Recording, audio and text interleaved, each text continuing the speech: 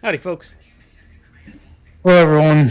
Welcome back to what's probably going to be the finale, which means if you want to get the review, jump and skip it to the end of the 15 minutes of the last 15 minutes of the video. And that's where we're going to probably be rambling about that. You also catch the tail end of what our top 10 lists are going to be. This is another Warhammer Wednesday, not Wednesday, weekend. Sorry, I got one that I do on Wednesdays too. So, Darktide. Two OGs play, Chill with Jack and Jill. Not +1 this time. But still, looking forward to it. Do not do tips, tricks, guides, walkthroughs, speedruns, 100% trophies, or achievements. I play games for fun with the idea behind it is to provide you with buddy videos you can pop on in the background regardless of where you're at or what you're doing. In case you got folks who can't make it over some couch co-op, well, that's okay. Guess who can? These guys right here, because the way I see these are like portals or gateways.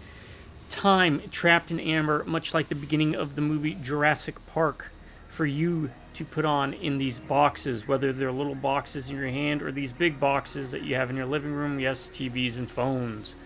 I'm available anywhere and everywhere all at once. So sit back and relax. We're here to play games, good games, bad games, old games, new games, games we played before, games we haven't, but never sports games. My subscribers. Oh, go ahead. Hold that thought. Okay. To my subscribers, I want to say thank you to each and every one of y'all, because if it wasn't for you, these videos wouldn't be happening, and I can promise you all this. As long as one of you stays subscribed, I'll keep doing videos. Drive by Rubneck and Viewers, howdy. And, sorry, there are people talking for some reason. Oh, yeah. I'm like, what? What do you have to do with anything? Telling me what to do. I haven't been listening to them the whole time. Gaunt's Ghost's pretty decent. If you want an Imperial Guard, which would tie in decently enough with what we have here and we're playing. Oh, was that your recommendation? Yeah. Oh, because that's what I was going to say hold on for. Hold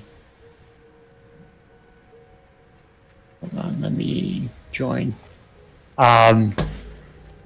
Because even though I do not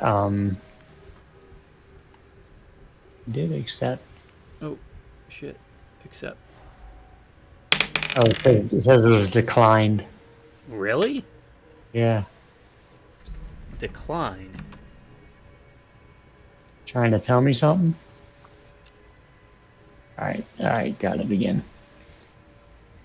Play game, accept. Alright, looks like okay, that almost got me thinking maybe that's what was going on with that other surprise game that I don't want to talk about because I want it to be a surprise. Anyway, the point I was going to make was even though I don't watch any sports anymore, it is football season has begun. So I was going to say for the recommendation, we could recommend any of the various mutant football or Blood Bowl type games. Baseball Wars? Was that what it was called? With the robots where you would slide onto the base and then you'd have to fight like a side-scrolling for the NES, I think, or something? Even Cyberball. Cyberball's a fun, different. What was that Super Nintendo one? Was that Cyberball? It had like the guy's name. Oh, Bill Lambier's Combat Basketball. Yeah, Combat Basketball. I had a soft spot for that one. Yeah. It's not really good. It's just. It's not good at all. Well, you know what's funny is I rolled a 1 on the die. Oh. And you want to know what the 1 is? Is it something we can do? It's top 10 sports movies. Oh, okay. I did not plan this at all. So you bringing up sports, me always bashing sports, games at least, let me clarify that. Because I always felt like like some people, if I wanted to play football, I could grab the football. But if I want to play, I don't know, like 16th century assassin in Italy going around stabbing people in the throats, that one's a little bit harder to pull off. Oh, yeah. So that's why I kind of always... Yeah. Outside of something like, the aforementioned Mutant League Hockey, Mutant League Football. Yeah, any of the offshoot, the fun ones. Like I've mentioned before, I would have more fun doing the off-season stuff than actually playing the game. So, You ready to go into a mission, or? let me ask you something real fast, because this is primarily what I've been basing my. When you look at your weapons and it's got those numbers at the top, like hip fire, braced, right? Are those damage? Those are damage, right? Like, I believe so. Yes. okay, that's because that's primarily what I've been going off of. To be fair, I have as well. Okay. Because I I don't want to use this. The systems in Vermintide 2 definitely seem a lot more forward. Or Vermintide as well. But man, you know what? I'll stick with that. Though to be fair to them, I haven't really been looking at. Yeah, I've just been looking at the higher numbers and picking it. I could be off on it, but I just always preferred fantasy. I mean, I got 40k armies. Obviously, I like them, but. And you know that's something I was actually gonna mention to you. Because eventually, I too prefer the fantasy stuff, right? I would like to. Sorry, I'm trying to do menus and talk. It's a bolt gun. That's what I have. Read some of the fantasy stuff, because I did like the one, the Red Tide. Red Tide, yeah. Yeah, but I would like to. 40k. Yeah, I'll dig through what I got. Yeah. I'll dig through what I got. I got plenty of them. Spearhead bolt gun. Have I not used this? I guess I haven't. Okay, well, I'm going to use it now. Screw it. Alright, I'm ready. Let's just go. Talking all this bullshit. Bull crap. Oh, before we go, I'll give a quick review of something I got in and read real fast because I was looking forward to it. I got that Aliens vs. Avengers comic in. And it's like a 4-issue miniseries is what it was. It was okay. I don't know if you were interested in at least, looking at it, but I wouldn't bother with it. It's one of those things where it's not it's not bad, and it was written by Hickman, the guy that did Secret Wars and more recently the House of X, Powers of X, that I read and enjoyed. So it's a quality crew that did it.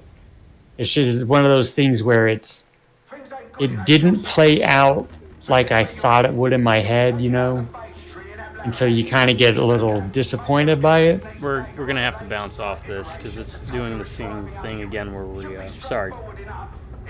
it's not giving us a private match, and I don't know why it does that. Okay. Happens every time. Sorry, I just got to start trying to set this up. Video games. Yeah, you know what I mean though, where you get something you it's not really the way you think it would go, so no fault of the creators or anything, or it's just it was and none of the primary characters in it were nothing I hated, but no one I was really excited to read about, It was like Tony Stark and Banner and Carol Danvers and Miles. It was okay. It was alright. Also, it was one of those. Earth had already been overrun at this point, so it's set in the future things. And again, like there were small panels that describe what happened leading up to it, like when the xenomorphs, took over the Earth or whatever, ran over everyone. So it had like panels talking about how the Inhumans fell, and then Wakanda fell, and then Atlantis fell, and the mutants fled Krakoa and all that. There we go. Sorry.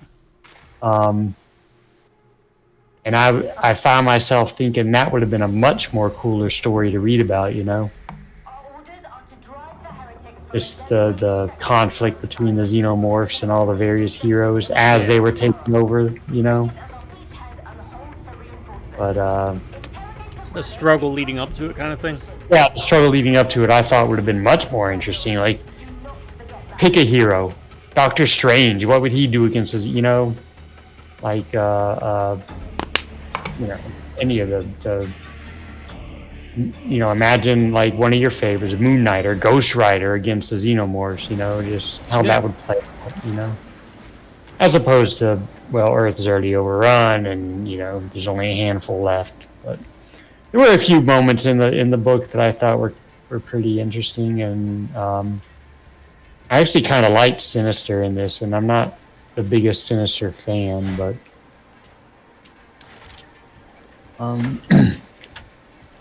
I'll bring. I mean, it's only 4 issues, so if you just want to read it real fast, it wouldn't take you but like an hour probably. You're much faster than I am at going through stuff, but yeah, I'd give it a toss. I don't want to poop on it too much because it did have its moments. No, leave that up to me. You know me. I like to poop on everything.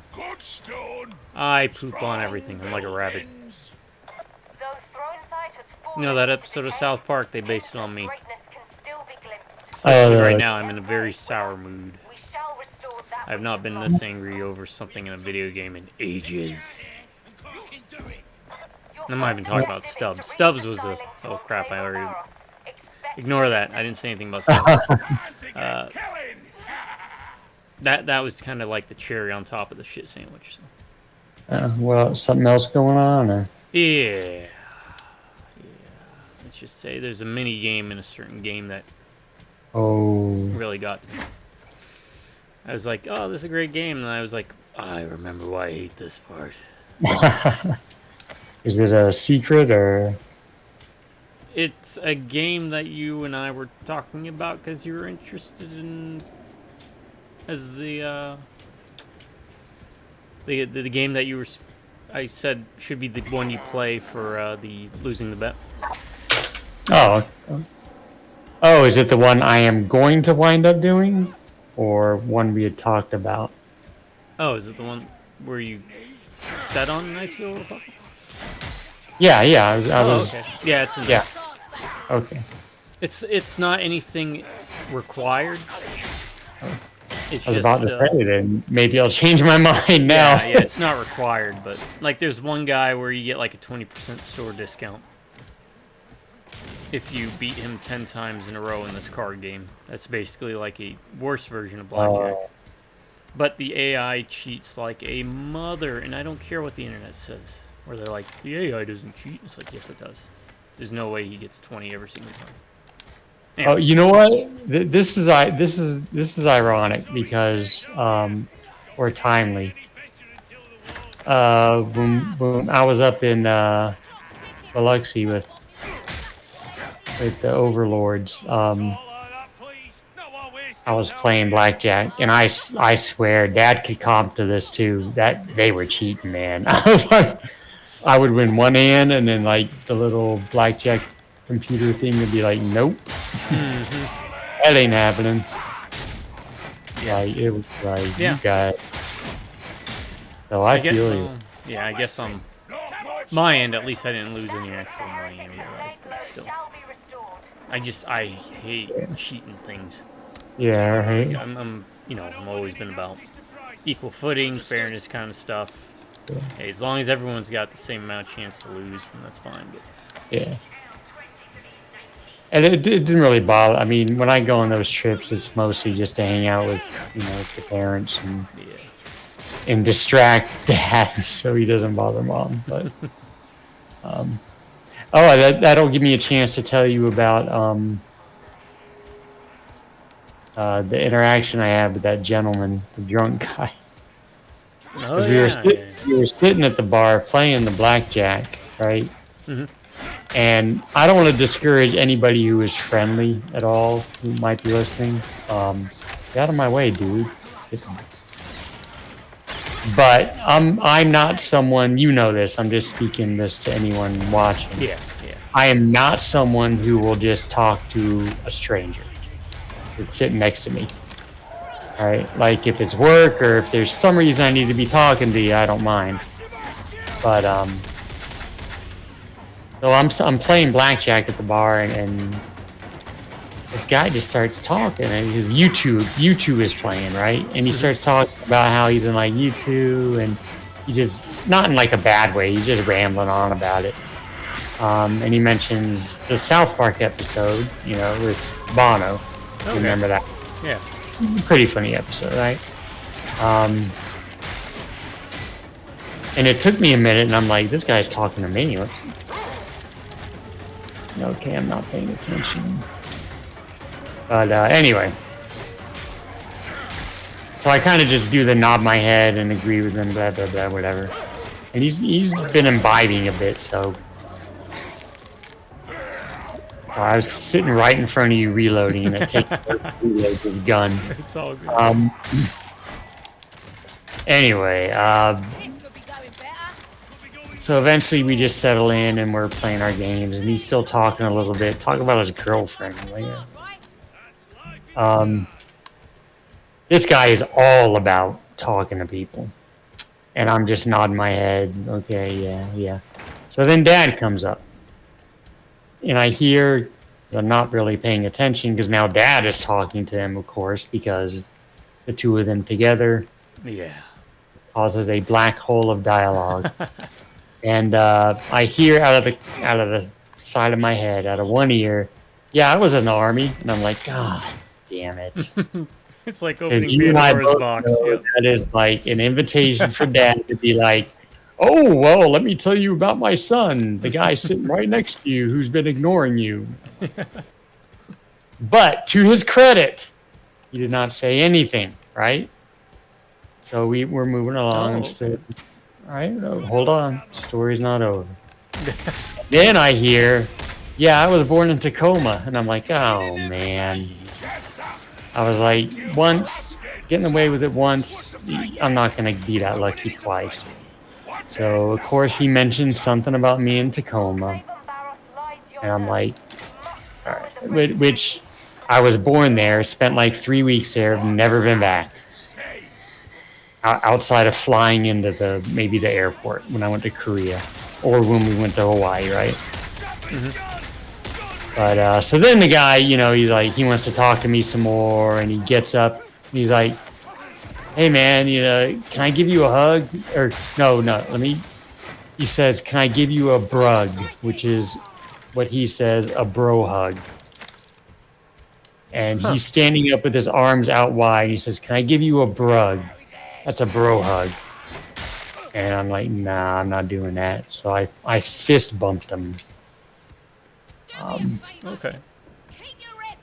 And then I went back to playing my game. And then him and Dad became best friends. And so that was my story with the bro hug, the brug guy. The brug, I learned something new. Yes. And so later on that evening, Dad and I were walking in the upstairs portion. We were off the casino floor because it's noisy and smoky, and I wanted a break. Oh, yeah. He needed a break too, so we were going to Dunkin' Donuts to get him some coffee. And there's a gentleman sitting there, and he's got a T-shirt on.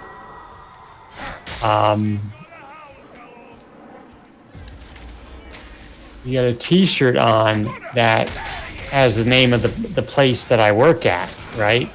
But a different location, right? Oh God, no! Wait, you're gonna sit here and tell me you don't believe in luck or fate? I don't. I mean, sometimes I'll be like, well, that's too coincidental, but in general, I do not, I'm right? gonna try and grab this real quick. I'm coming with you. Whoa. Two flame guys right next to each other. I got both of them. I literally walked by the guy, right? Don't say anything because he's seated. And then Dad's Dad's behind me, right? And I turn around and I just shake my head, say, nope. He knew exactly what I meant, and he did not say anything. I'm going I back think up. He was after the medical thing. I dropped it. I got it. Is this for the medical thing? Yeah, it's the thing up top. Alright, I dropped No, it. the too. Skylink. The Skylink. Oh, okay. I wanted to clear this out of it. Well, that's interesting. Did it blow up? Or something blew up? Yeah, it was one of those guys who was... They run. Anyway, so at that point he had gotten a message, and while he did talk to the gentleman, he did not mention me at all. So We gotta do that one more time. Sorry. it's all good. I've put on enough about this. Well, that said, I hope the Brug guy and the other one are doing well. I know nothing against them. I'm very similar. Look, I can play many different parts. I'll read the room, but I'll be honest with you, everybody. I am far from the most sociable being out there. I used to be. And then I grew up jaded, went to war, and got even more jaded. But that's life. That said, if someone's having a bad day, I'll play with you. But yeah, Dad's long stopped with the whole, oh, my son was in the Marines with me. But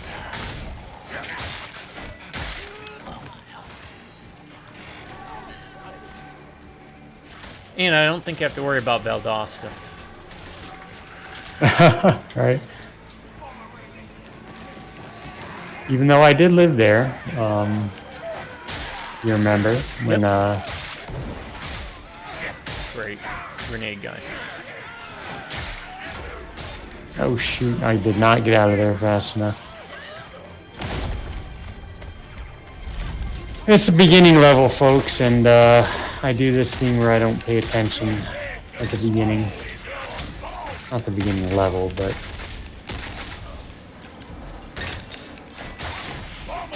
Alright, I got the bombers. Did they pick you up, or they... no, because they got bombed. They're picking me up now. They got distracted by the bomb. We're going to the medical thing. Jeez, man. Another bomber. They're really laying it on thick. Real quick, number one on my list is going to be Varsity Blues. It's basically what started a lot of the football movies. Friday Night Lights is inferior vastly to it. It's got comedy. It's got drama as football games. It has a lot of people before they were kind of big. Also. Or at like the very beginning of their career. And it's one of the few actually well-done MTV movies. Also, Angelina Jolie's dad. John Boyd, John. right? James Vanderbeek? James Vanderbeek, yep. What's her name from Final Destination? First two? She was also in Ali Lard. Yes, Ali Ali Larder. Larder. Heroes. House on Haunted Hill remake. Yep. Holds up well. Yeah, it does. It is a well. I can't say that because I didn't watch it recently, but it is. It's a quality. It might not be on my list, but it's a quality movie. My number one is maybe my favorite sports movie. I'm not certain. I know it's on one of the other lists we had, but Major League.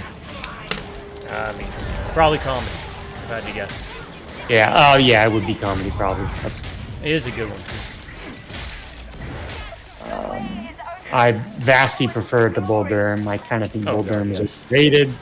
But yeah, it's just a fun movie. Really good cast: Charlie Sheen, Wesley Snipes, Tom Berenger. You may run like Hayes, but you play like shit. Or run like Maze. Yeah, run like Maze. You may run like Maze, but you play like shit. Joe. That's where I got Joe Boo from. Joe Boo. Right? Screw you, Joe Boo. I do it myself. Oh, also Rene Russo. Oh yeah.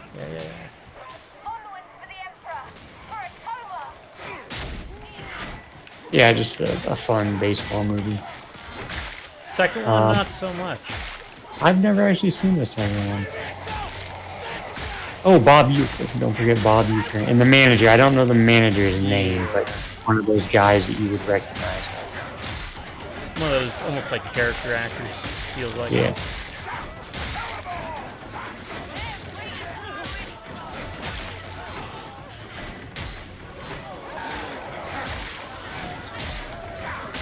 Yeah, nothing against Bull Durham, but I don't know. I think Bull Durham. People cite Bull Durham a lot as the best baseball movie, but actually there'll be another baseball movie on my list I like even more.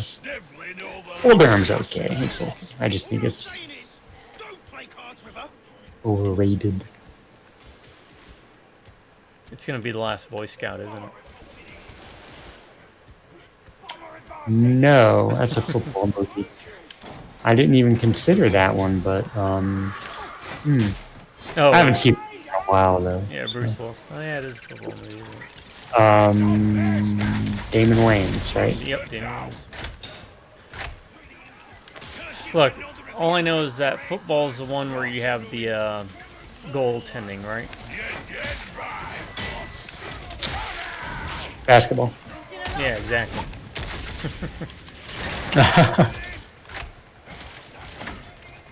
Okay, where are we going? Focus. I do like this gun. It takes forever to reload, though. It packs a punch, though.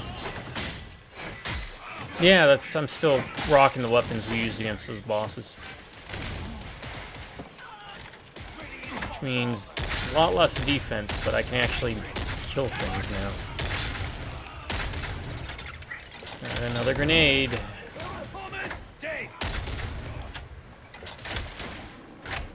And a flamethrower. I hear him. Let's drop. Okay. Yeah.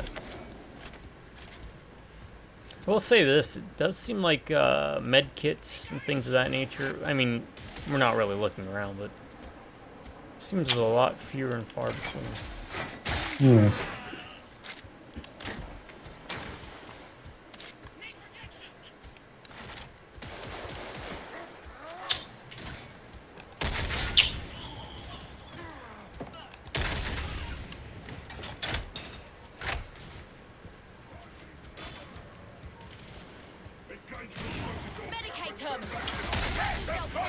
Yeah, just to circle back on what I mentioned before about the books. I got about three. I have 3 novels on my backlog, and a couple comics actually. But if you can set aside something for when I'm down next weekend to pick up.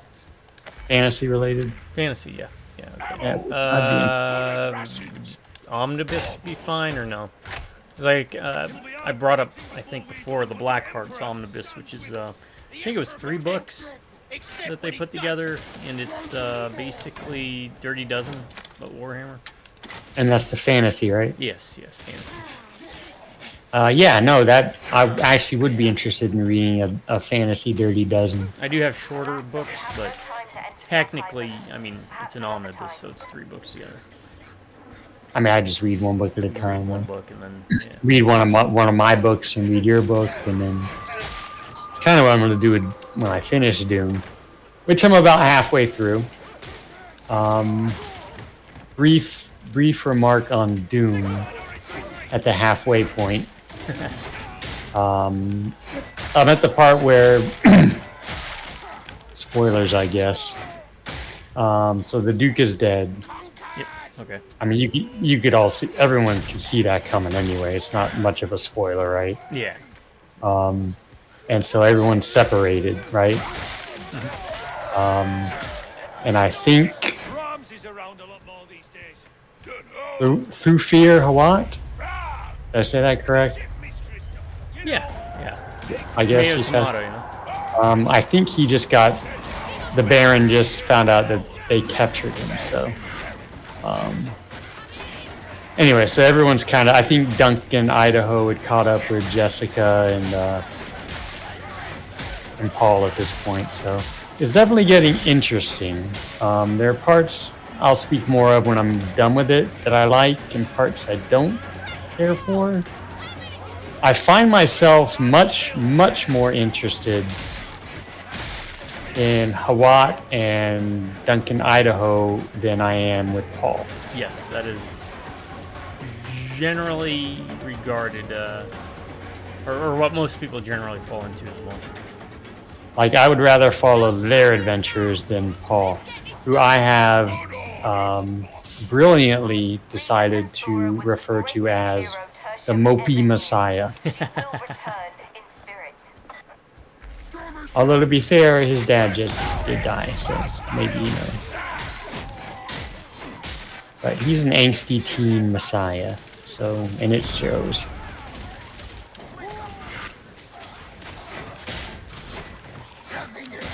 The good thing is when you're done with the book, we can watch the movie. I am now, actually. I wasn't before, but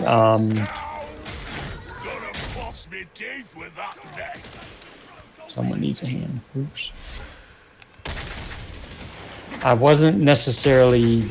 I mean, I wasn't against watching the movie. It wasn't anything on my radar. But as I've been reading it, I definitely want to see at least one of the movies.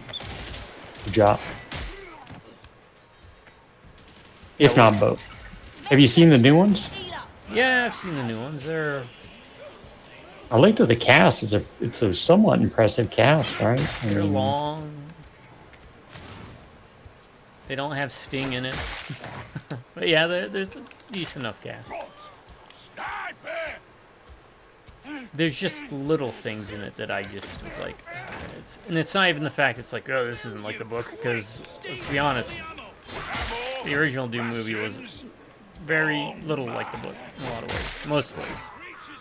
But you know, he did a really good job transferring the aesthetics. Okay, would the aesthetics be just from reading the book, lots of brown?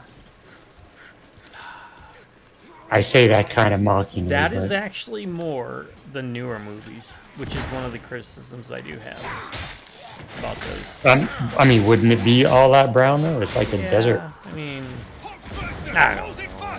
Having been to many deserts. Yeah, well, there's something else to them. It's just... Yeah. And even then, I've, you know, living in Arizona, and I've been to UAE, where there's a lot more duney sand. It's not as dune-ish, sand dune-ish, I guess, if that makes sense, in Arizona. Yeah. Right? It's more mesas and like things like that. There is beauty to be had in that kind of area too, right? In the desert. Completely. Just for me to say tongue-in-cheek that it's all just brown, I mean, that's just, I'm just playing, because there can be beauty. Well, you know what? The director of the new one was not playing. It's kind of like, you know, the criticism for a lot of games was, for a while, everything had like that, was it brown hue, sepincha or brown and yellow hue kind of thing. Yeah. Oh God, you just not. Those were the guys that were giving us problems, by the way. You should have been using that gun. I don't know if I have it, to be honest. I think I just recently got it, but yeah. Because you just put them down.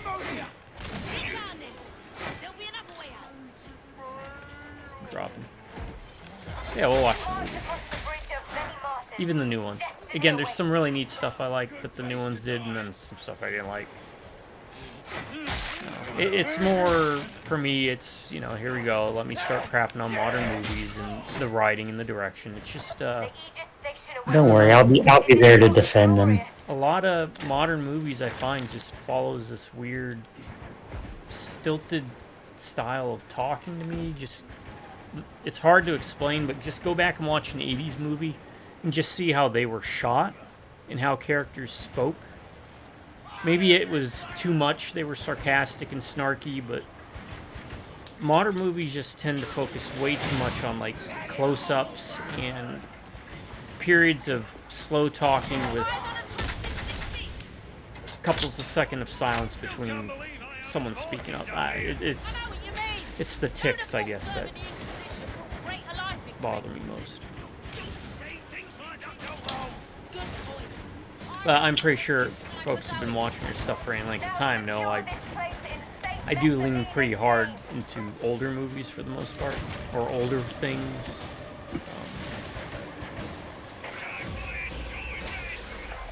I mean, The Fighting Sullivans.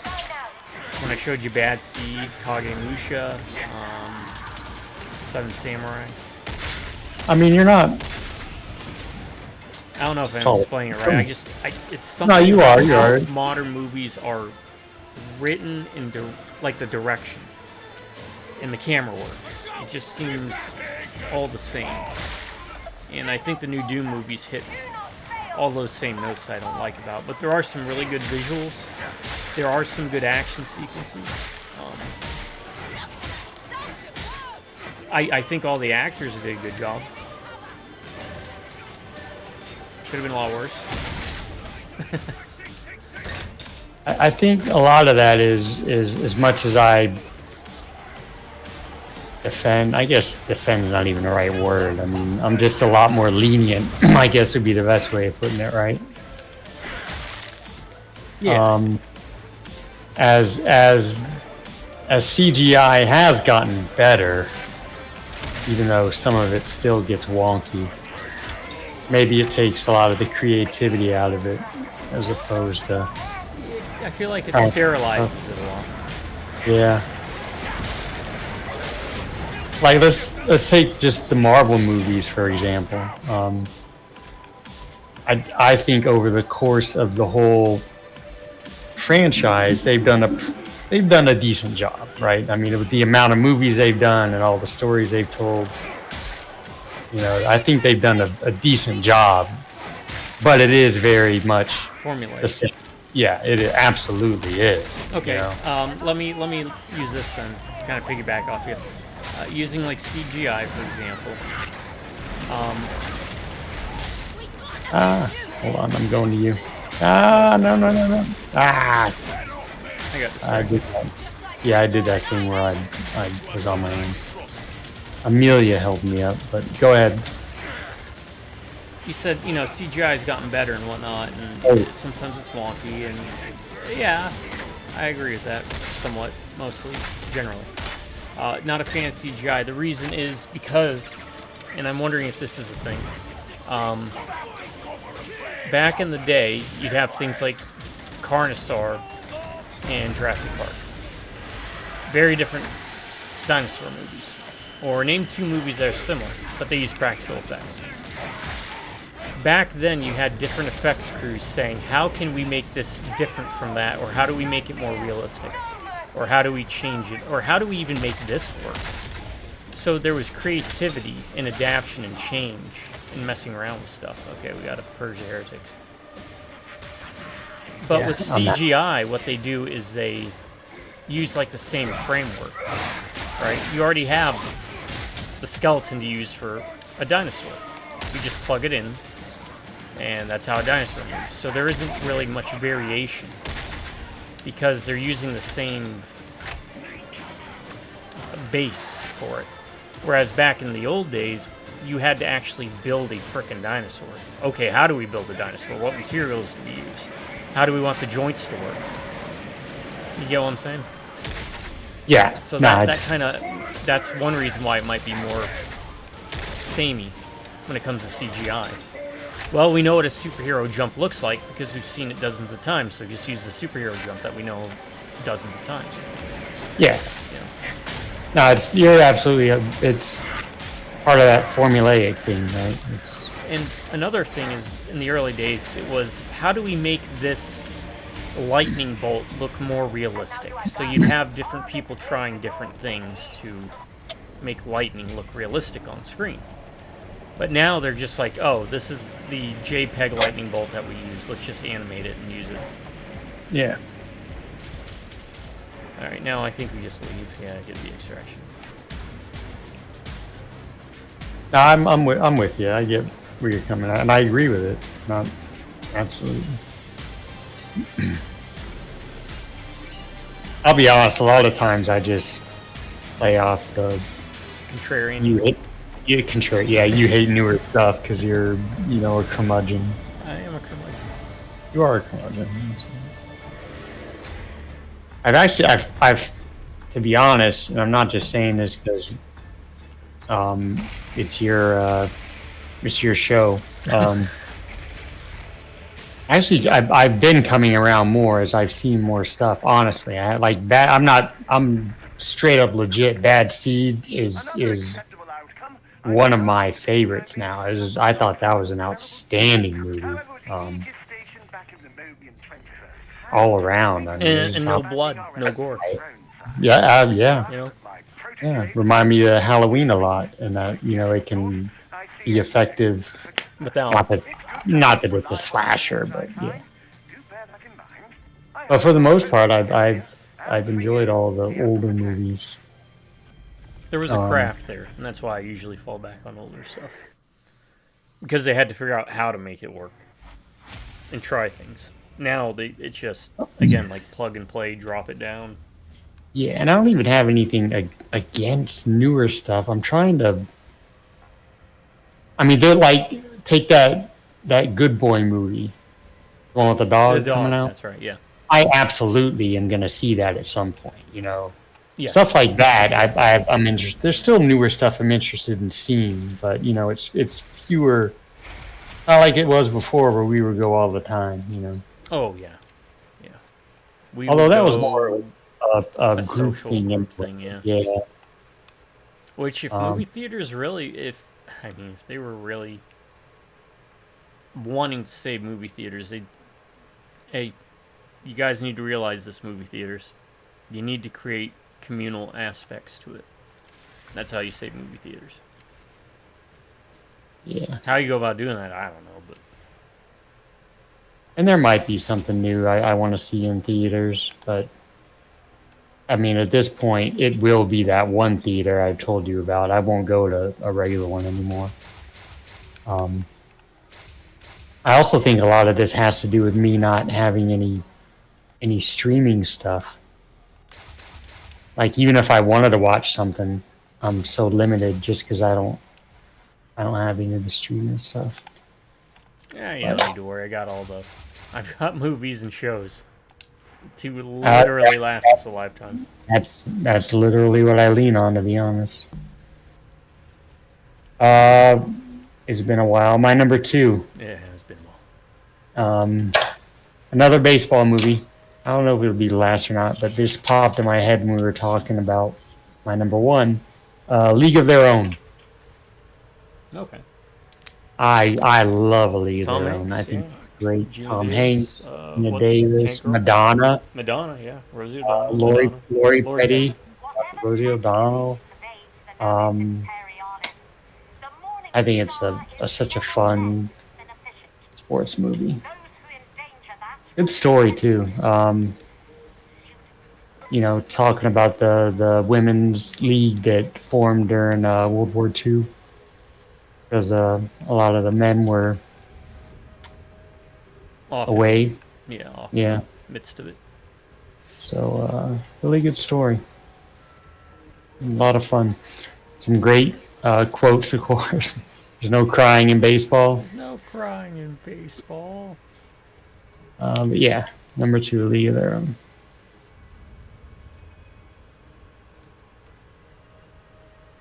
Sorry, I'm writing down Darktide Part 4 finale. Darktide. Here we go. That way I know what video we did this list on. So then whenever we get around to our top 10 lists that we've done, we can... Mm-hmm.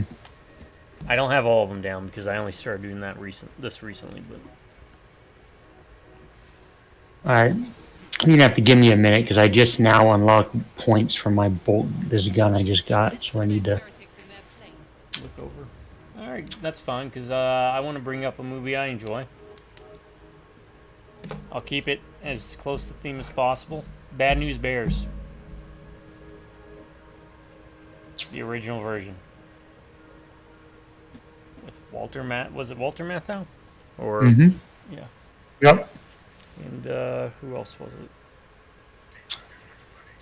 Oh, wasn't Jackie Earl Haley in I it? think Jackie Earl Haley. He was like the tough kid Yeah. that you got to. It is I a like good it one. because it's one of those few kid adult comedies where I think in the 70s especially they started doing this a lot. They found that there was potential in injecting kids into comedies that are directed at adults so the kids acted a bit more realistic in that regard. They cuss, they throw tempers, they act like jerks. That's Yeah. kids, right? Up until then, most movies, they were like, yep, Jackie Earl Haley. Like they were all little angels. So mix that with Walter Matthau, who was essentially the prototype for Billy Bob Thornton, who would later go on and do the remake. Which it's an okay movie. It's not that good, but it's not terrible. He just knocks it out of the park. He's got the look. He's got the attitude. You tell he doesn't want to be doing it. Butterman? What's that his name? Butterman or something? Butterbean? Butterman? You gotta look it up. I don't know if they changed it in the remake or not. Buttermaker. Butterman. Yeah, he's a loud, drunken ex-professional baseball pitcher. Part-time pool cleaner. In the remake, they retconned or changed it to he did pest control. I guess it's funnier that way. But yeah, give it a look, folks. Not the Billy Bob Thornton one. Go back, watch the original. It holds up amazingly well. Once again, older movie though, because I do like old movies. I mean, that was an old movie by the time I was watching movies. Unlike Varsity Blues, which could be considered now an old movie because it came out in like '96 or something, '98. Is the remake worth seeing?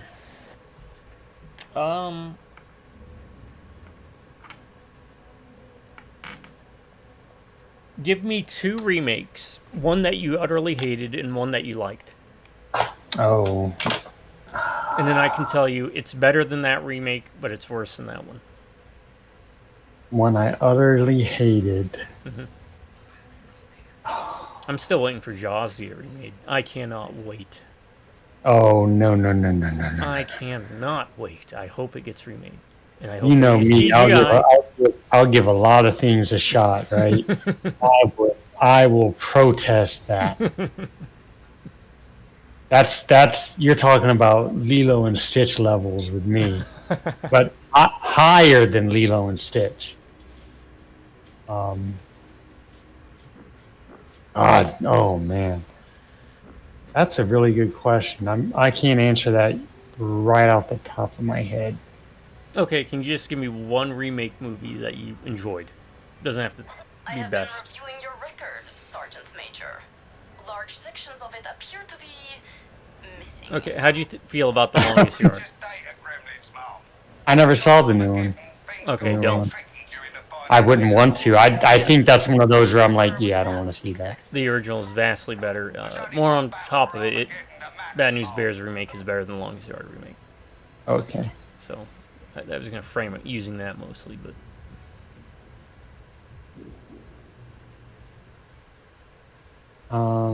It's fine. It's an okay movie that just...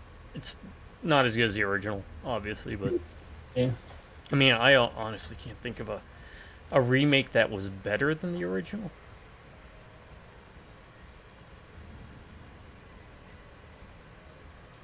Let me put it this way. I think even with the horrendous CGI that makes me want to go out and just punch as many people as possible that the Thing remake was. Well, pre-make? Yeah. Remake, maybe? Call it that. I think it was worse than the Thing pre-make. Okay. Oh, are you ready? I didn't. Oh no, I'm not. No rush. Because guess what? I'm going to jump into my number 3. Okay. What do you get when you mix, what was that guy from Jason Bateman with Scott Bakula? Some Batemans. Necessary Roughness. Oh. And you get Rob Schneider as an announcer. You know, I don't know if that's a good thing, but soft spot for the movie. You also get what was her name? Kathy Ireland. Kathy Ireland. That's right. She was the kicker. And I'm just gonna tell you straight up, this is gonna be my number 3. I'm stealing this. Oh, okay. I absolutely. Okay. It wasn't on my radar until you said it. I love that movie. What? Basically, it's about a group of football misfits that get cobbled together, which that was kind of a popular trope around that time, especially too, right? Yeah, it was. Probably inspired by things like Police Academy. Which the first one of that is a great movie. Actually holds up well. After that, the sequels start going down, but and it's about them trying to get this football team going. Scott Bakula plays Bakula or Blackula? Blackula. Who was also in an Always Sunny episode, was someone who was much older than most of the other people that were on the team. So he was meant to be kind of like the leader, and everyone's got their own stories and backgrounds. Jason Bateman comes from a rich family, and he really doesn't want to play football, or he does. I can't remember exactly, but his grades suck, and he's like, I'm done with this crap. And there's heartwarming moments. There's one guy who does martial arts on the football field. And if I remember, the big Hawaiian guy was the same guy they had play E. Honda in the Street Fighter movie. Yes. We got that weird echo thing going on again, so I gotta do this with the sound stuff. Anyways, Necessary Roughness is my number 3. I highly recommend it. Check it out. This is not the right sound setting. Where is it? Where is it?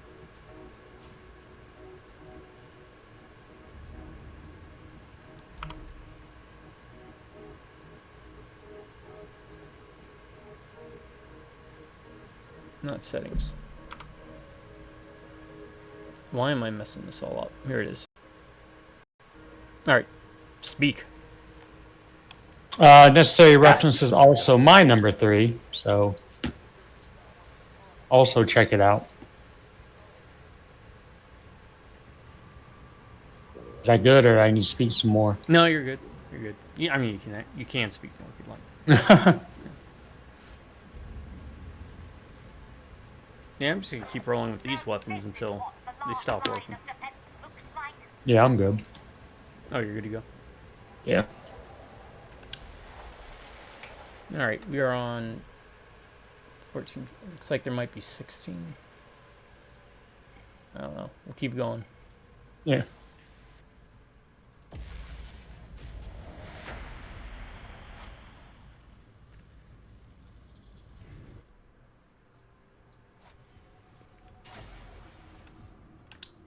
Yeah, sports, that's kind of the thing, right? Like, I enjoyed playing sports enough whenever I'd play it in school, or, I was on any teams or anything. But whenever we'd just get together and you'd be like, hey, let's just play football, or let's play basketball, shoot some hoops or something. Yeah, that's, I always enjoyed it. Sports movies, I strangely enough enjoy. But sports video games, I just never, Yeah, I'm kind of weird in that I don't, in general. I mean, outside of like NBA Jam, right? That'd be. Yeah. I could still play that. I'm not that big on sports movies. Like the classic ones, like I'll tell you straight up, like something like Rudy will not be on my list. No. No, no. Remember the Titans won't be on. You know, like the classic ones. I don't go for. But I didn't get into sports movies, and for a while I was, I was like football fanatic. You know. Oh yeah. We were very well. Not when I say we, I mean the entire family. Outside of me, we were a very football family. Yeah. You, Michael, Ted, Dad. And I don't know. I don't regret. I enjoyed playing it in high school. I had a lot of good memories, and I don't regret being into it. I just kind of fell off it, you know. So, what did you enjoy doing more though, baseball or football? Oh, football. Yeah. I'm down. I mean, growing up, like in Valdosta, it was all about playing t-ball, and it was interesting because I was primarily playing baseball when I was younger, and then at one point, my talent level was vastly lower than everyone else's, and it was just.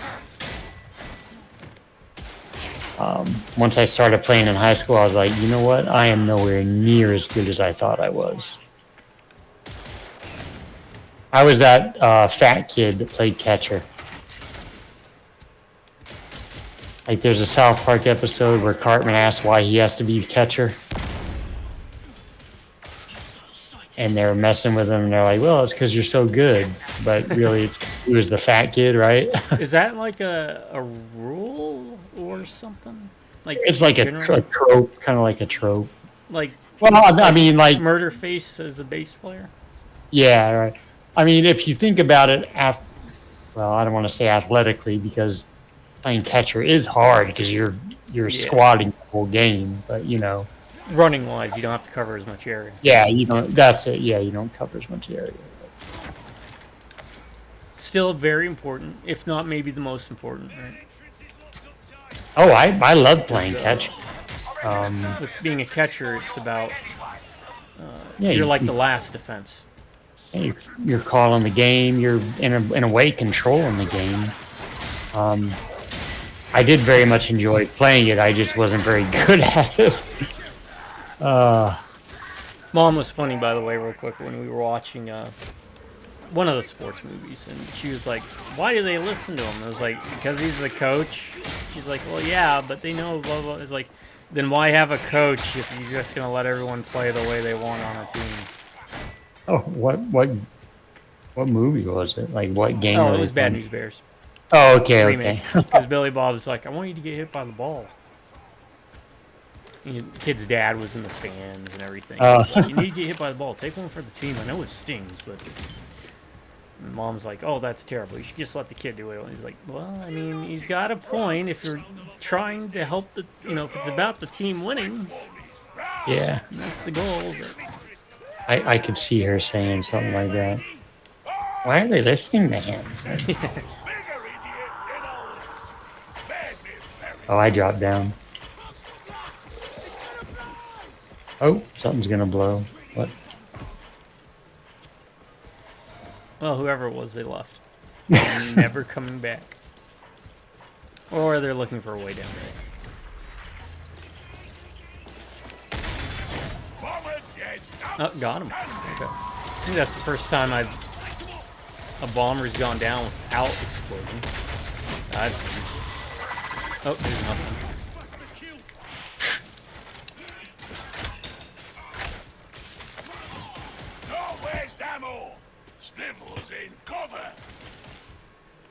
My number 4 is going to be Goon. Or as I also call it, Hockey Rocky. It is Hockey Rocky. I'm also a huge fan of Sean William Scott, Liev Schreiber, which, if you remember, Mixed Nuts. Yep. With Steve Martin, Suicide Prevention Hotline. Great actors. It's a great concept because it works amazingly well for Rocky, and it works just as well for hockey. So, And I am interested in seeing that. I know I mentioned that to you. Yeah, I will not spoil much. I will just say you need to watch it. The second one's okay. Has Kurt Russell's kid in it, I think. Isn't that the guy who plays U.S. Agent? Oh, I don't Marvel even stuff? know. I didn't know. I don't know then. He may have been in Fury also. I don't know. But, yeah. Second one's still, good. But the first one is just amazing. And it is literally just hockey rocky. The next part of your journey is through the bench substacks. And setting off an alarm. It's that very, Rocky and, crap, what's his name? In the first one. Apollo? Apollo, yeah. Type of dynamic. Okay.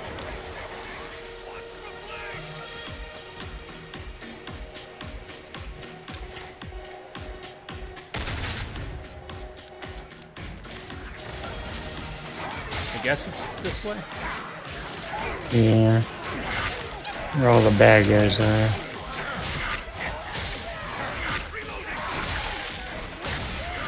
Let's get a little melee in.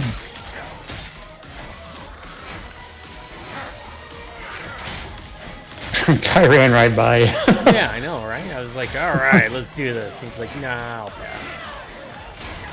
You go for one of the regular sized people.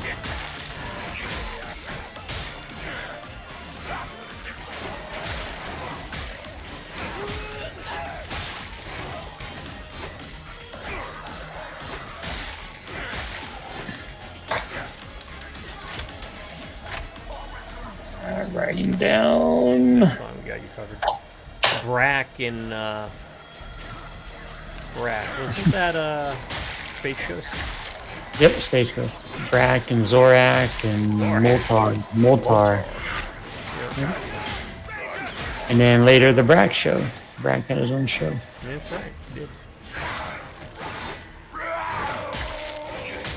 Easy as lost. It's like a maze, huh?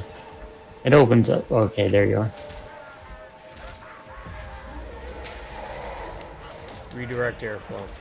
What are we, engineers now? Jesus.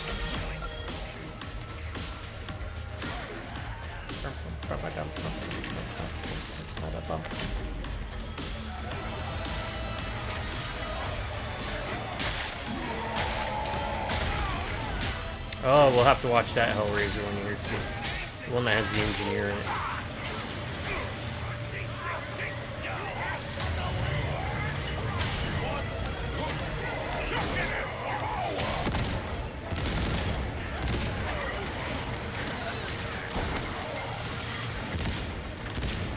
Okay, once again, I'm forgetting to use my right bumper thing. Who is what is... Oh, those are my grenades. Alright. Yeah, I have that ability where I throw the grenade box and then all the grenades pop out. Oh,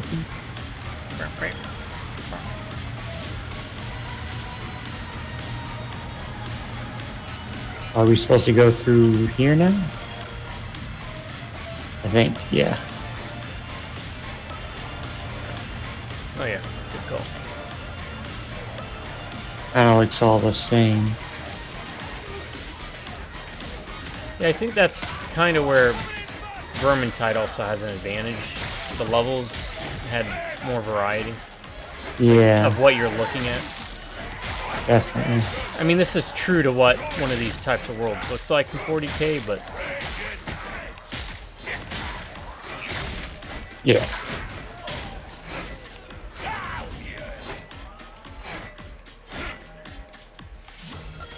I'm guessing we gotta do the same thing.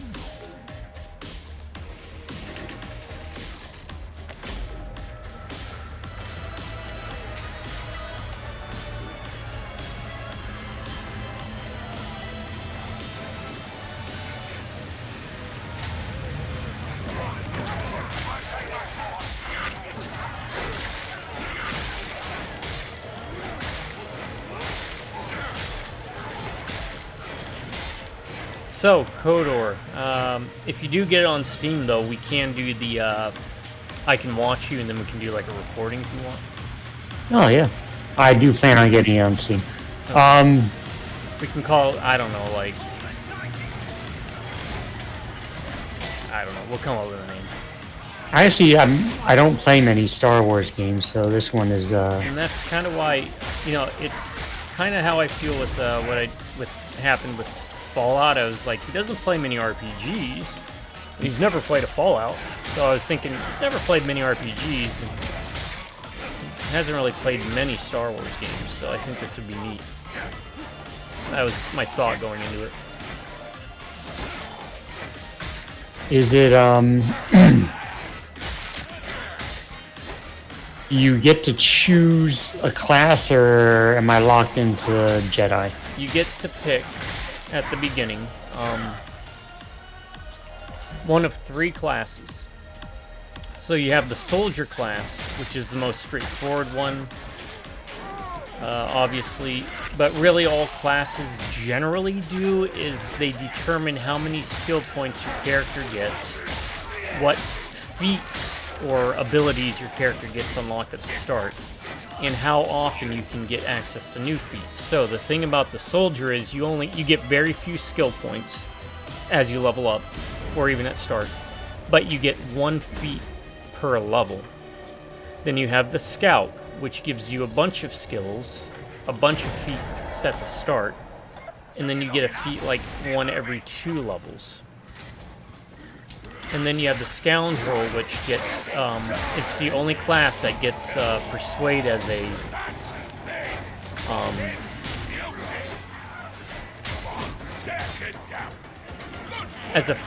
as a skill that you only need to put 1 point in to upgrade. Because if you're doing outside of class skills, then it requires 2 points to track. I usually play Scoundrel because you also get a thing where if you do a sneak attack, you get extra damage against someone. But outside of that, once you actually get into playing the game, you could make anyone. You know, there's not going to be anything restricted. Okay. About a quarter of the way through, you get Jedi classes unlocked. So you stop leveling your starting class, whether that's Soldier or whatever it was called, Trooper or something, Scoundrel or Scout. And you get to pick between Jedi Guardian, which is your like melee-focused warrior type. You get Jedi Counselor, which is like a wizard, more or less. And then you get a Scout, or not Scout, a Sentinel, which is like a hybrid. Each of them get their own unique abilities and aspects to them. So like the Guardian gets like Force Sleep, I think, where they can jump into combat and do some initial damage. Counselor gets like more points to play around with powers and more energy, force power. But at a certain point, then you're pretty much locked in as a Jedi. You're locked into the Jedi. Okay. You'll only be able to level up your Jedi levels. So, again, it doesn't matter of the 3 which ones you really start with. I'd recommend Scoundrel because you get a lot more of the better feats and whatnot. Like, I think they have like a natural luck thing that adds defense for the more levels that you have in Scoundrel. And then I usually go into... This time I went through Counselor, but they work for pretty much any class. And I'm guessing there's a good cop, bad cop thing too, like Mass Effect. Yeah. It is the prototype for what Mass Effect would eventually be. And you'll be very familiar with a lot of it because they borrowed a lot. Even those stupid monkeys on that one level of Mass Effect.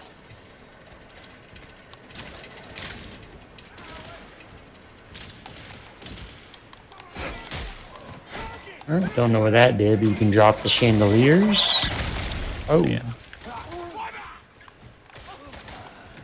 Yeah, and I'll probably do what I normally do in those types of games is for a first playthrough, just pick whatever comes to mind first, you know. Okay, I think I know what you got.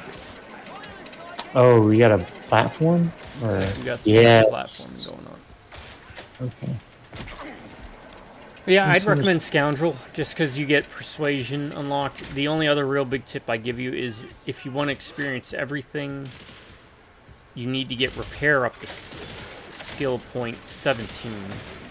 And the only one that you really need to worry about is, for your main character, is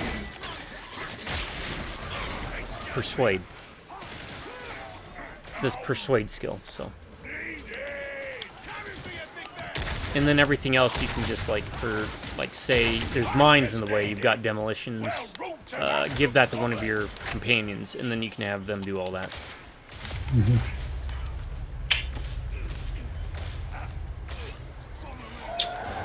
Do we need to go up there? I don't think we do.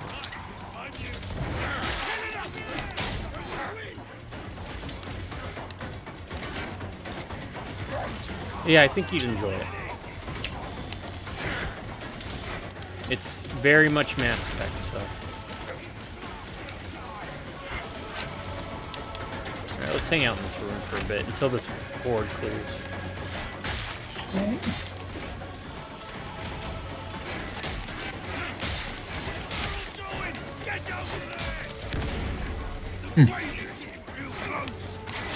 But yeah, basically, instead of like Renegade or Paragon, it's light side, dark side. Both are viable. Going heavily in one way or the other will impact your character in different ways. So, for example, I know as a counselor, if you go dark side, you get 50 plus, or plus 50 bonus force points.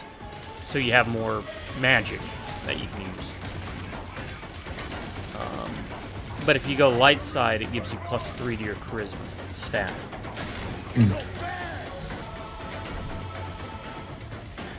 And it's similar on like the Guardian class or the Sentinel. Do you pick a race? No, you're human. Okay. Oh, well, that kind of sucks. Yeah. But there are companions. You get a multitude of companions. I know you're familiar with the HK-47, one that robot that says meat bags all the time. Oh, that's the one I was thinking of Yeah. when I made that comment. You get a Wookiee companion named Zalbar. You get a Twi'lek, the ones that have the like tentacles on their heads. That was in Like that Asaka, I think. she's different. I was thinking what was it? It was Return of the Jedi at the beginning. At Jabba's place, he has like a Twi'lek dancer that he drops into the Rancor pit. Oh, okay. Yeah, gotcha. They're basically the same thing. I actually made a comment about it on one of the videos where I was like, they really just liked different types of alien races with tentacles on their head or something. Yeah. It's too bad because I was kind of hoping to play as a Hutt. Oh, that would be great. I'd be all over being a Jawa, right? It'd take you forever to get across them. The map.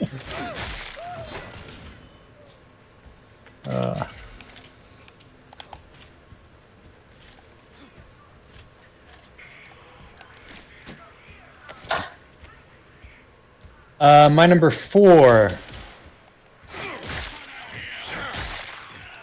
Follow this path. It's kind of a guilty pleasure because it's mainly nonsense and none of it makes sense. Any Given Sunday. It is very over the top. At one point, one person loses an eye in a game. That doesn't happen. But it's just a very entertaining movie. Great cast. Al Pacino. Al Pacino, Jamie Foxx does a great job. James Woods. Oh, that's right, James Woods. Matthew Bodine, I think. Lawrence Taylor is in it. Yeah. Good cast, good story. Cameron Diaz. Good. Some there's entertaining football scenes, even though some of it's over the top.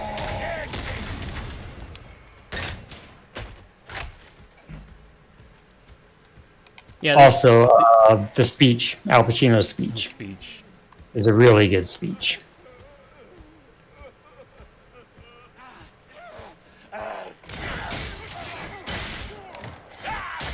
And I remember seeing. I saw that when I was in Korea. I remember seeing that. Quiet. Big attack's coming soon. I'm ready I think to we've bash, found it. boss. Join up with one Yep. another. Oh, the archive. Okay.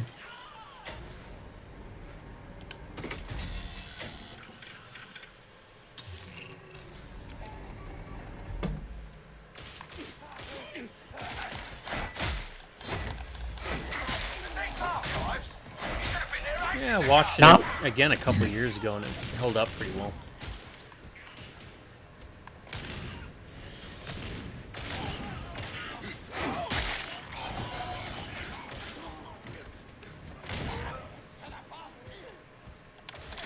Also, I watched that at a time when I was very much into football. So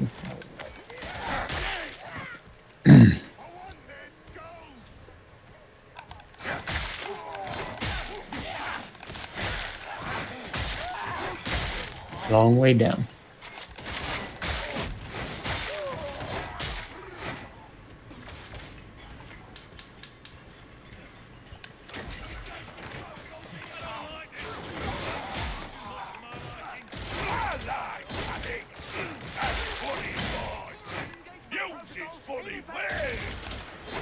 Yeah,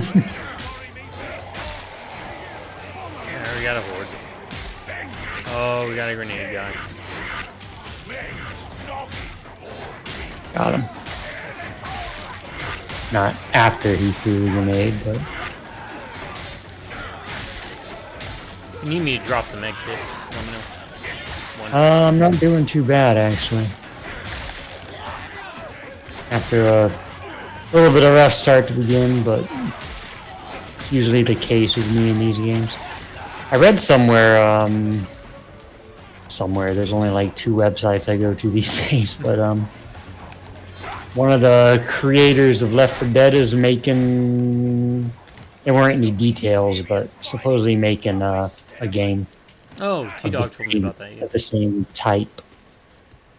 If I get me a dog like that. We'll see how it plays out. Hopefully it's better than that Back for Blood business.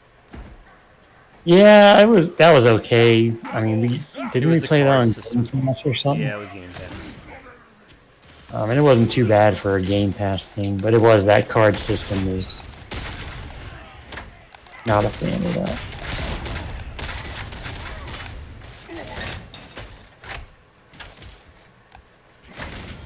That kind of just goes to show you that Left 4 Dead formula, man. It's not that deep, really, but it's so addicting. Oh, it is.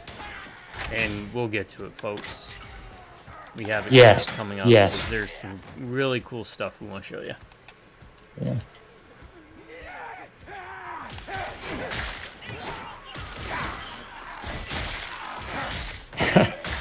I can always think of that's gonna blow up. The fond memories of things like one of the first times we tried the very hard dead air. We did that getting on top of the plane, and at the end I just fell down and I incapacitated myself. We did all that setup because we had to inch that one thing right up to the top to get on top, right?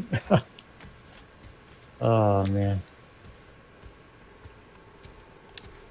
Of course, the infamous to us, I'll save you the only way I know how. Which I did get him back. I remember getting him back.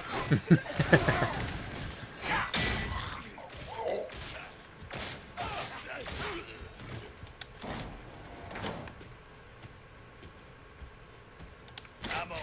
Can't ever have too much. Engage.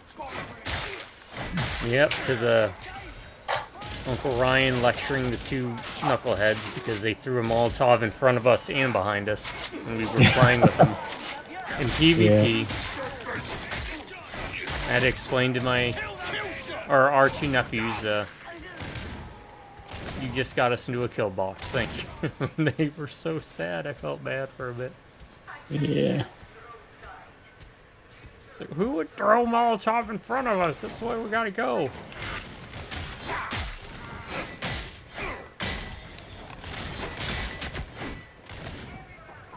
You guys stop coming out of the door, I'll stop shooting you.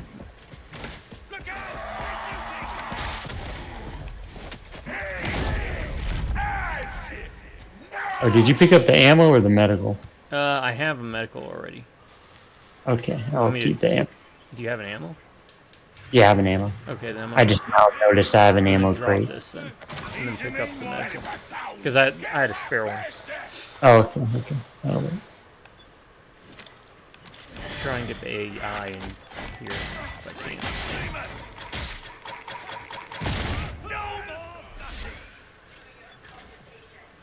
Alright, I don't care about the AI anymore. I am not looking forward to the evac. Masozi hates me. Number 5 for me. This is making fun. It seems like cheating, but that's fine, but you can't just do Hockey Rocky. But the first Rocky movie for me. I feel like it's just a damn well near perfect movie as it is too. For a lot of the same reasons I like Goon, I like Rocky. Or vice versa, depending on how you want to view it. It really is a great movie. That holds up well. And contrary to what some people might think, I thought the boxing segments were actually really good. And obviously, most like movies, sports-wise, aren't going to be 100% accurate, but for the type of movie Rocky is, I thought it was really well done. Yeah, actually... Sorry, it had one of the fights that I felt was like the most... Like the stakes were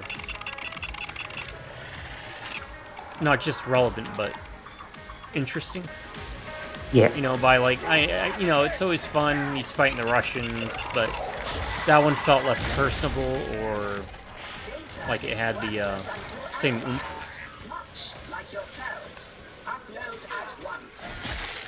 It's a heck of a premise. I mean, celebrated boxer Carl Weathers, he does an amazing job as Apollo, decides to give a local person a shot. Yeah, this is going to be my number 5 also, so I'll just piggyback on you again. Also agree with everything you said.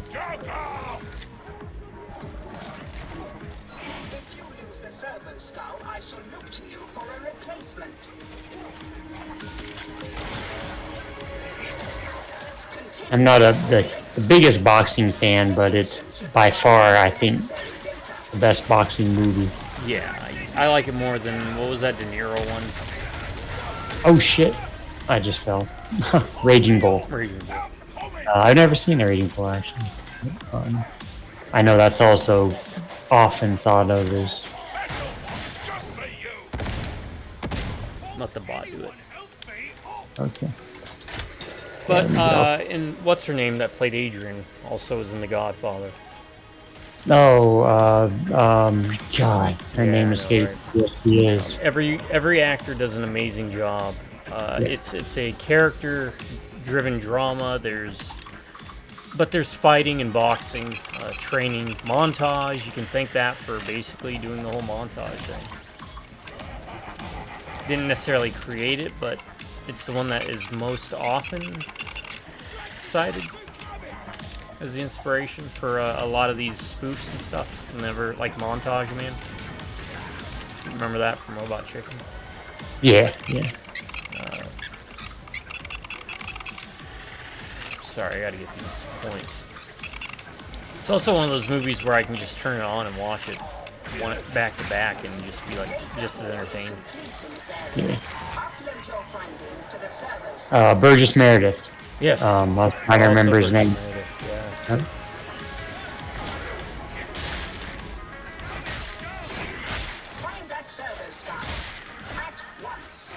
Yeah, I tried not to. I probably shouldn't. Should probably just do these lists naturally, but I try not to get too chalky with my picks. But that's definitely one of them that deserves to be. Yeah, that's probably gonna be my biggest like no-brainer one that you'd see on like every list.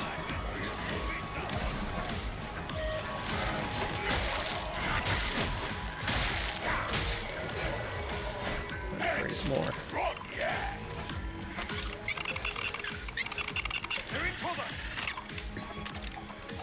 Two isn't so bad. Actually, three. Yeah, two's not bad at all. The first four are not bad. I don't think.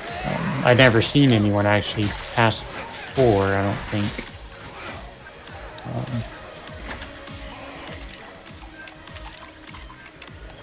Balboa was okay. I think that's what it was called.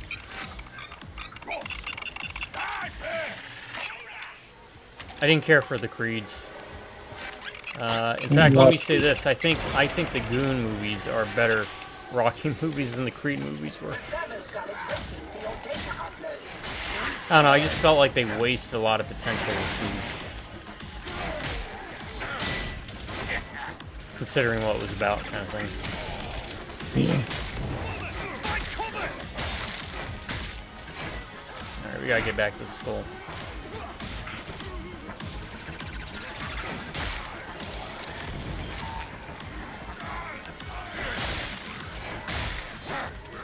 There's a health station here.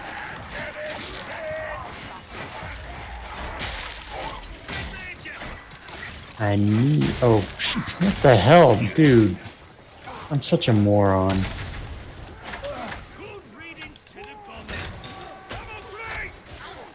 I'm sitting here like with no ammo, and I have one of those ammo the ammo boxes. crate. Yeah.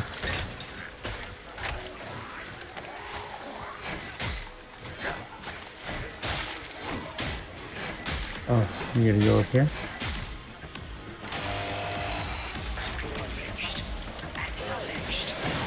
Oh shoot! This just got interesting.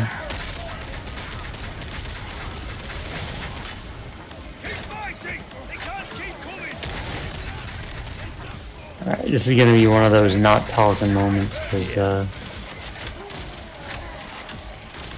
where are they all coming from? Got him.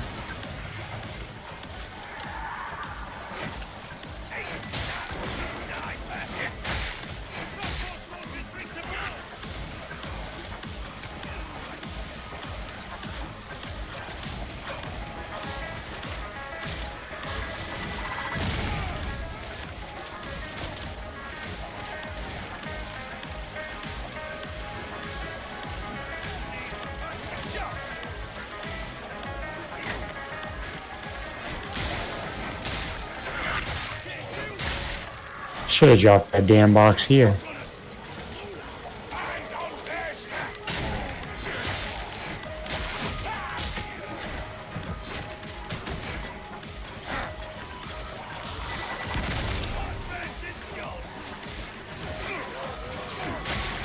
We're almost through it. Yeah.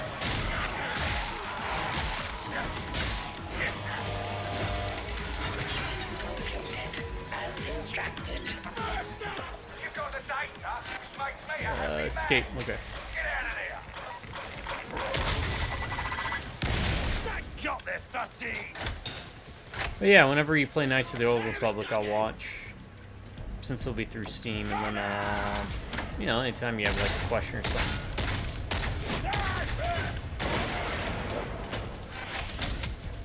You remember the Rocky game for Genesis? No. It was alright. Oh. I thought it was. You'd have to do like things in between matches to boost up your skill.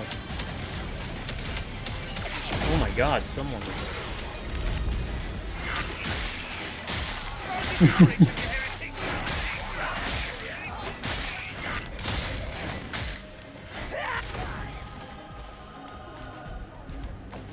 laying waste to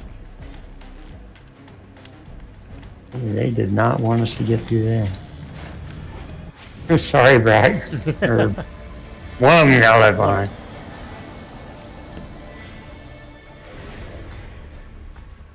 I gotta go to the bathroom. We're So gonna take a momentary break, folks. We will be right back after these messages.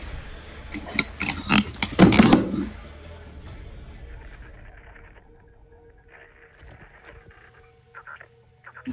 don't know any more than you do about this supposed traitor, but you've made war for an unhappy man all over again, and that's good enough for me. You're starting to make yourself a bit of a reputation. Rennick almost did that thing that looks a bit like a smile. Only for a bit, mind, and he went straight back to staring at his data slate. He's been doing that a lot lately.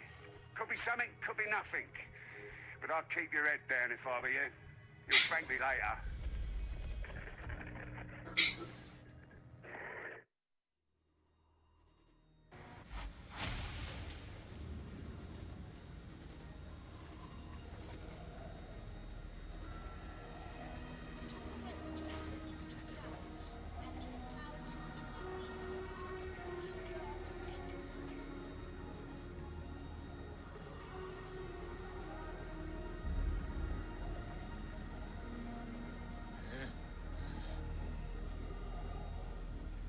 There's still no word on Quartermaster Brunt's location, I take it. Not that I know, sir. Funny. You'd think it'd be hard for an ogre to vanish. Alright, folks, sorry, I'm back. Guess who's back?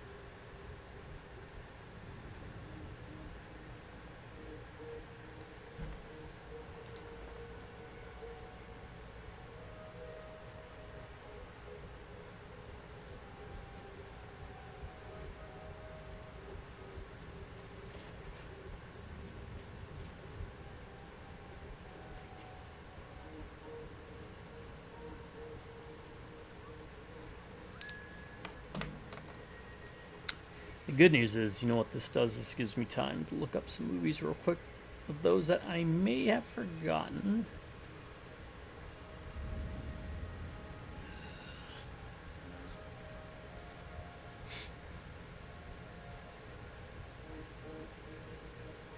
Because again, I'm not a huge sports guy. Never been.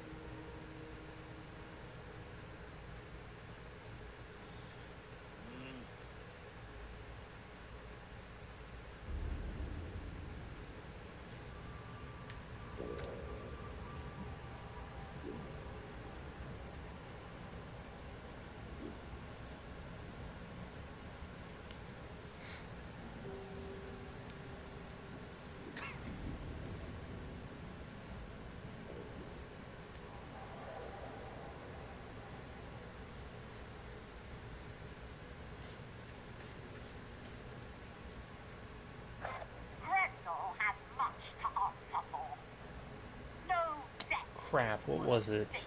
Arrgh. How y'all doing, by the way? Y'all having a good day? Let me know in the comments.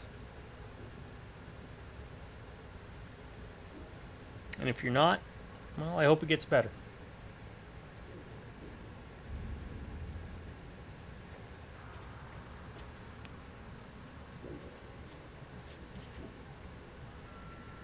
Sometimes talking to folks that you know you'll never meet in real life might help, because there's no filter, no judgment, there's no backlash to like, oh my god, I can't believe you said that, and then you have to see me the next day. Ain't a thing.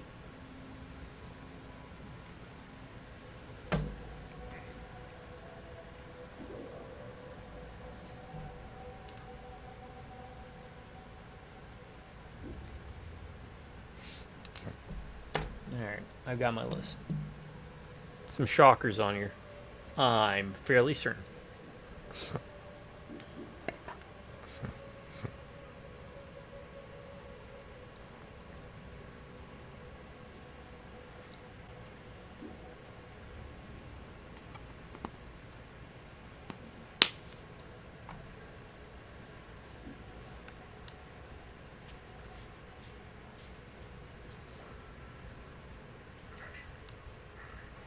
Alright, let's see. Do we got any skills? Or talents? We got 1 talent point. Alright, what's this do? Per bleeding enemy. All below 33% health. Unchained hit.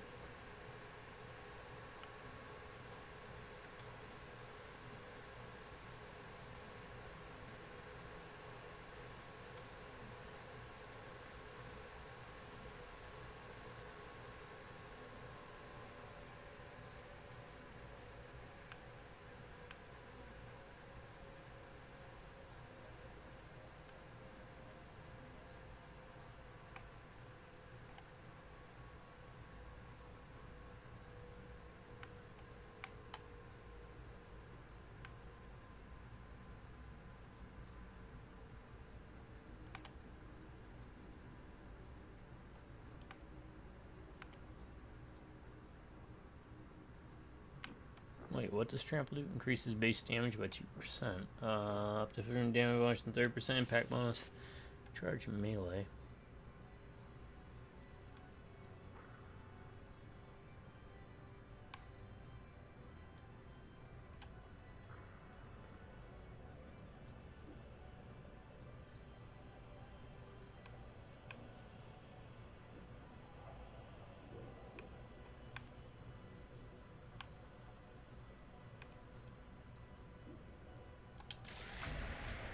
Alright, let's get bleeding.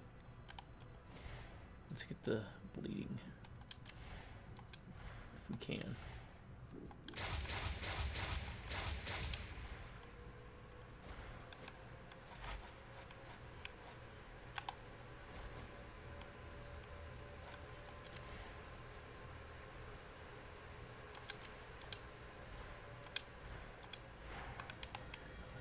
Oh, so let's see if there's a new reliquary. I think that's how you say that. How may this humble unit assist you? Let's see, percent 5 speed. Toughness.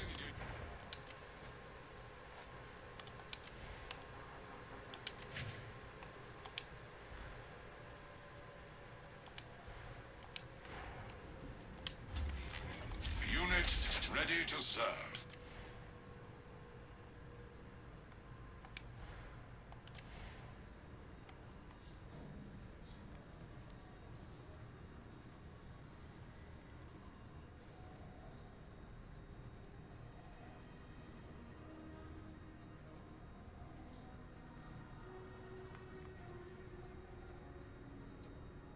Compare. Okay, there is a compare.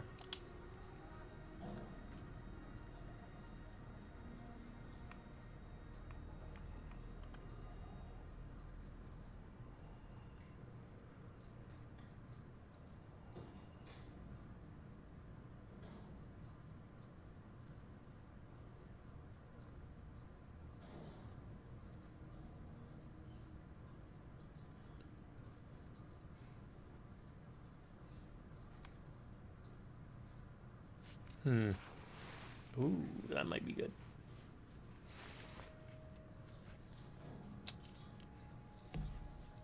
Well, it's 15% damage on armored enemies. If it was armored enemies, then yeah.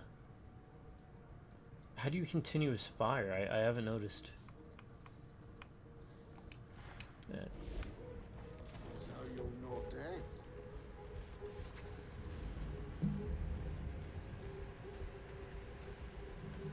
It's weird.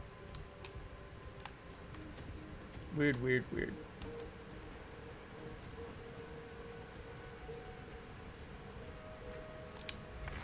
Oh, what can I do for you? Oh, is this some type of like store you can buy or whatever? Yeah. He just said I have the same charm as the N and the Keep in Vermintide. I feel. Also the characterization. Onwards, to death And it's and fantasy. glory. And Skaven. I don't know, I just feel like it's better there. Fancy something a little different?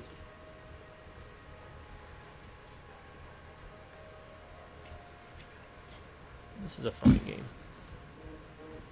There have been talks about Vermintide 3 and about if it should even happen. I think if they do Vermintide 3, I think we need to get away from the 5 in Vermintide 1 and 2. I think it's time to introduce some new heroes in.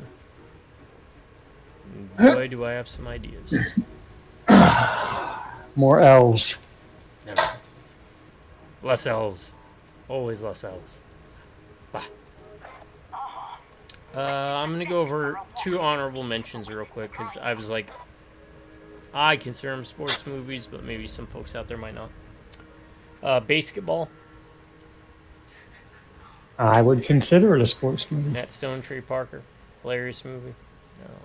It is very funny, yes. I think it was actually Zucker, or what's his name? The old comedy movies. Oh, yeah, I did the airplane movies. Yeah. It's apparently something he played in college to get beer money off of jocks.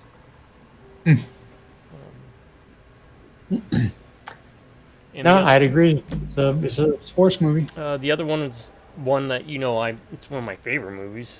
Maybe not top 10, but it's definitely in like the top 20, 25 maybe. Rollerball, the original. The original. It isn't a real sport. Well, basketball isn't either, but it deals with a lot of the things that modern sports deals with in regards to, I guess, player rights maybe, or contracts, and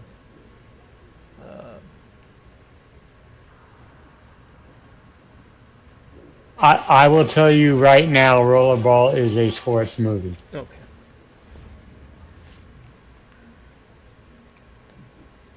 Now the remake. I cannot get over that night vision. The night part. vision part, yeah. I was like, what the heck is going on? I mean, to Rollerball's credit, they created a game for a movie that when they were not filming, they actively would play because they enjoyed playing it. Like they made up the rules and yeah, during the downtime.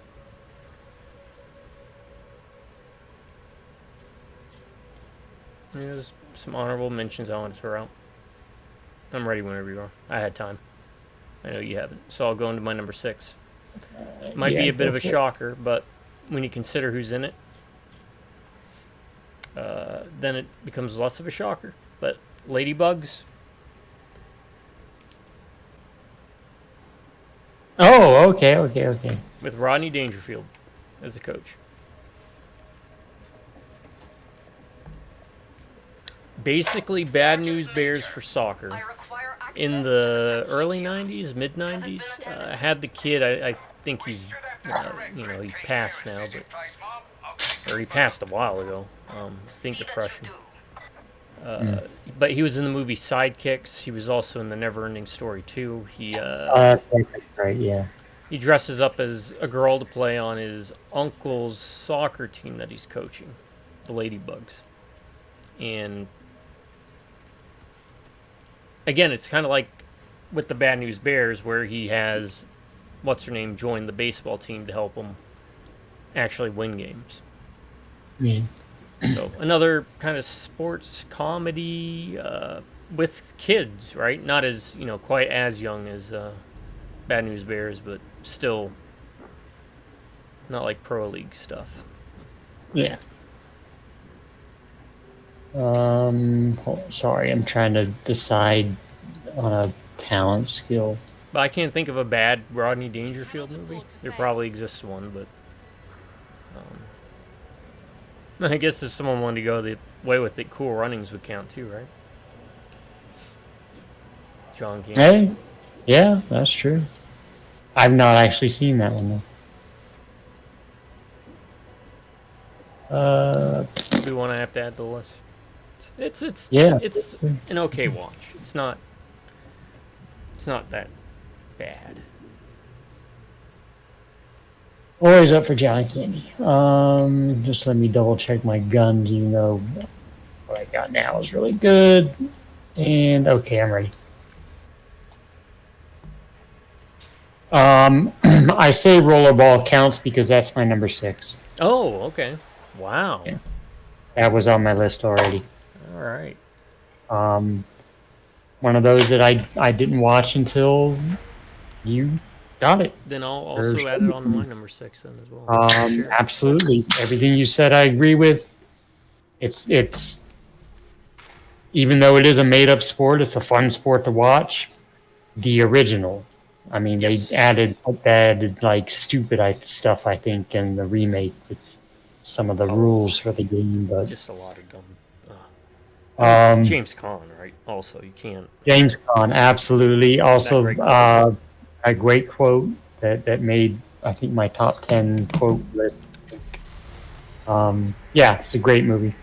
And everything you said about player rights and everything and all that, it's absolutely... The conflict between star players and leagues, for example, also. What happens when you make your star player into a superstar, right? And they become more of a celebrity in the face of the sport than the people running it. very applicable. But yeah, my number 6. Wait. Yeah. 2, 3, 4. Yeah, my number 6.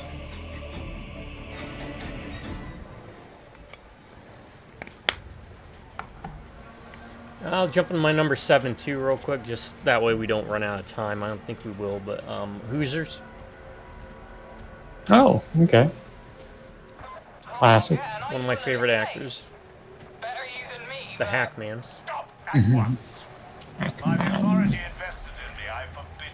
It's about a college football coach who had to go and be a coach at a local high school. I think it's based on a true story. I believe so. And how they end up going and winning the championship after having a really bad team. And he had to leave college basketball because of an altercation he had with one of the players. And it's just about him adjusting to a small town who is like, this is how you got to do it. And he's like, I'm fucking Gene Hackman. I'm going to do it my way. I played Lex Luthor. I was on the Poseidon Adventure. I saved Owen Wilson's life. Well, actually, that came much later, but Behind Enemy Lines, which would have also been a good war movie to pick. Yeah. Also based on a true story. That the guy from Ink Master, the one we didn't like with the overalls, he kept saying he was reminding everyone he was a Marine. Yeah. He was a part of that operation. Oh, I remember you telling me that. Yeah, Hoosiers is just a great movie. You also get another Dennis Hopper's always been one of my favorite actors. You know, Blue Velvet. Yeah, I know, Super Mario Brothers. Easy Riders. Yeah. Or whatever it was called. Speed. Wasn't he the bad guy in Speed? Speed.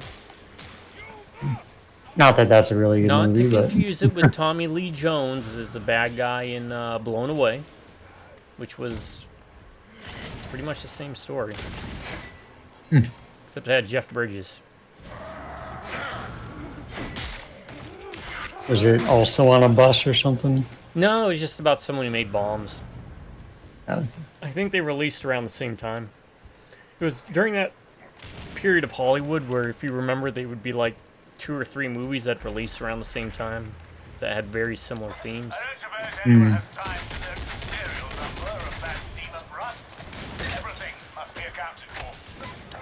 over, you old vulture. They got work to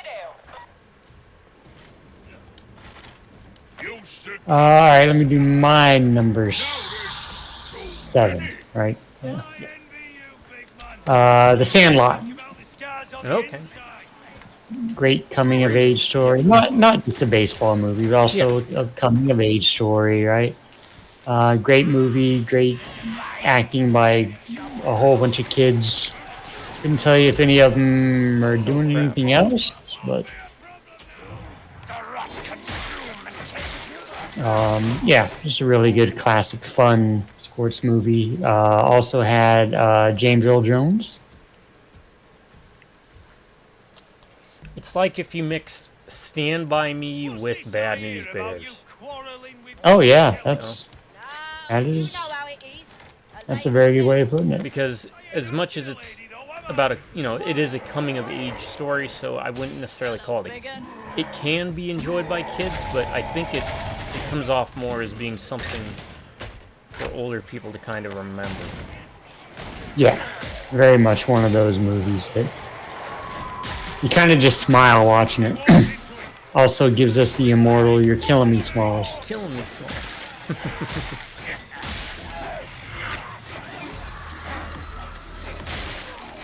Wow, these guys coming. Oh, wow, I got knocked off. I am at the bottom. Holy crap.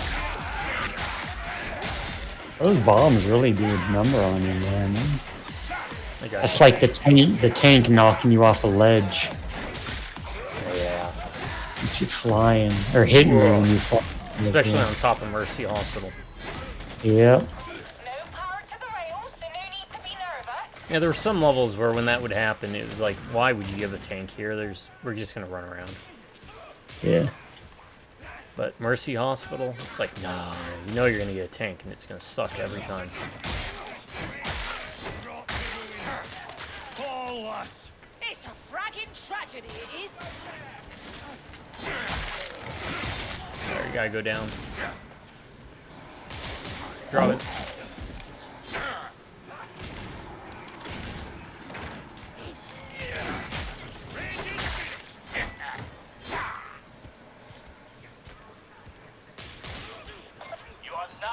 I'm gonna try to pick some buff that Medicaid. increases reload or something. So, the only thing I don't like about this gun is the reload. Medicaid station here if you want to clear that purple off. Yeah. Applying Medicaid.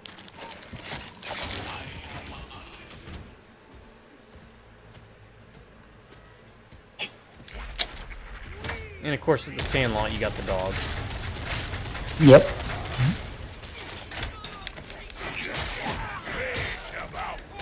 Need those updates coming? Maybe one day they'll be useful. Say no then, there's no call for that. That's right. Take their side. Triple lockout capacity. Alright. What about their treats?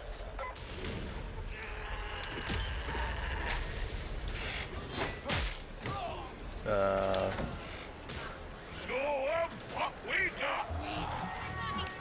Where do I put this? Oh, over there, I guess. Oh, what do we have to? What are we taking it to? All right, I see it. Cover me, gentlemen.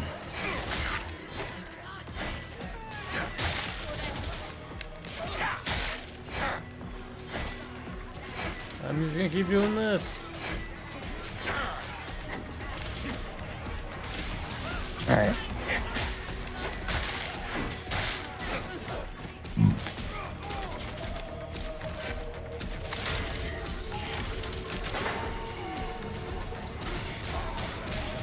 It is a nice touch that I can pick people up without, even if I get hit.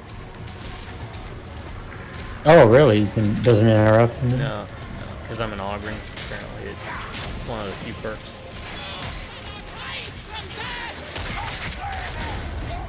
Yeah, I think overall they do a pretty good job with this and with Vermintide of differentiating with the classes a bit. Yeah. You know? I mean, I prefer Vermintide because you get 3 classes per, character, more or less. I think Saltspire might be the only one that's not getting a class, but I can't remember. Yeah, we're definitely gonna have to pick up that again too. Yeah, they've added a lot of new stuff for us to check out. Guard doesn't leave any mates behind. Sorry. Get the second train out of the way. Okay. Second verse, same as the first.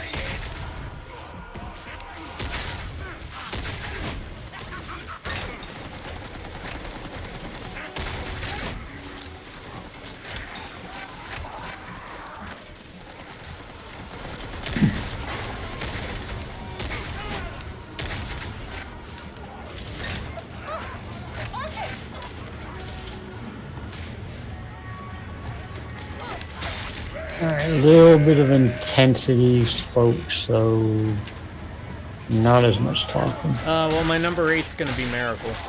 Kurt Russell. Ah, okay. Based on true story. Once again, hockey. Actually, when it comes to sports, one I don't mind actually watching. 'Cause there's always a lot of stuff going on. You get Kurt Russell doing what he does best, which is everything. Yeah, right. And it takes place during a time period where, granted, I think the game happened before I existed, but I am old enough to remember the Soviet Union. Yep.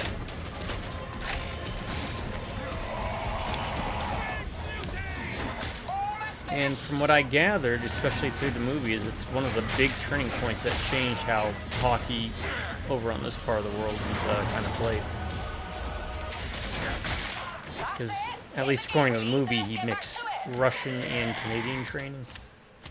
And it was like a bunch of, like, not really any big name people, you know, because it was shortly after the, all-star team got beat by the Russians. By the Russian team. And they got these like college level young kids. I think it said the average age was 21 to take on these veterans of like 15 years having played together. I'm not as big as I was into sports. I wasn't a huge hockey person. I think at the time it might have even been that professional athletes, at least in America, weren't allowed to participate in the Olympics.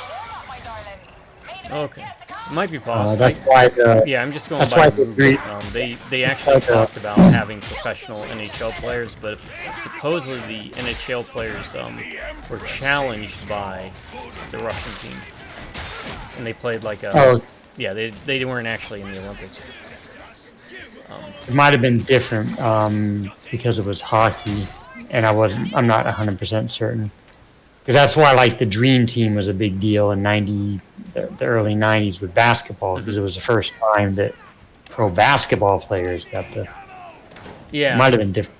Hockey, so. Again, I don't know how much the movie takes liberties with it, because I'm not a big sports guy, but according to the movie, the American Dream Team, or NHL players, professionals, went up against the Olympic team of the Russians just as like a match, because they were like, we challenge you. And they got their butts kicked like 10-0. Yeah. So now I'm gonna have to look that up, see how accurate that is. But yeah, it's a really neat movie because it deals with multiple aspects of it, from the training to the actual game being played. They use the actual sound bites. The guy, what's his name that said, "Do you believe in miracles?" Al Michaels. Al Michaels. They had him record most of his lines, again, that he said except for that one. He said, I can't do this one because I don't think I could capture it the same way that it came off when I said it the first time. So you can very clearly tell that the sound clip was the original because it was not as compressed. Beast and Nurgle. Yeah, it's absolutely, even I think amongst non-sports people, so recognizable.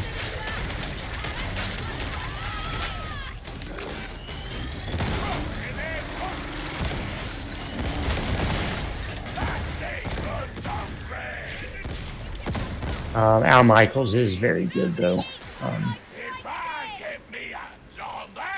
Announcer. Okay. That was your number 8? Yes, sir. That was my number 8. Miracle. Definitely worth a watch. Yep. Anything Kurt Russell, right? But yeah, I mean, Kurt Russell just elevates just about everything.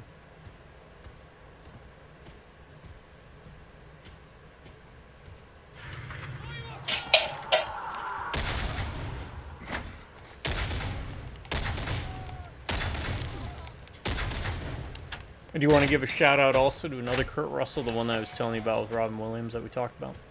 You said you seen oh yeah. I definitely want to watch that. So definitely. What was it called? The Best of Times. Best of Times. It's I've only seen that once.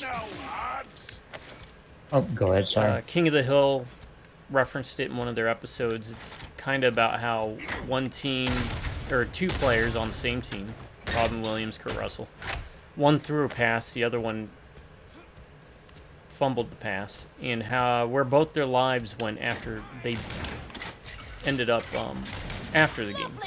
And their similarity is both of them kind of regret and pick that day as the day that their life went to crap. So they go back and try and recreate and replay that game against the same team that they played against. I think that's also the basis for the movie Grown Ups, essentially. With oh, I've never seen those. Adam Sandler. The first one, not the second one. Kurt Russell, Robin Williams. Really good movie. Also kind of shows why older people shouldn't be playing sports. Even if it's against each other, because it's, you know. Something's going to break. Yeah. Yeah, I'd completely forgotten about that movie. I've only seen it once, but when you mentioned it, it was definitely one I'd be interested in revisiting.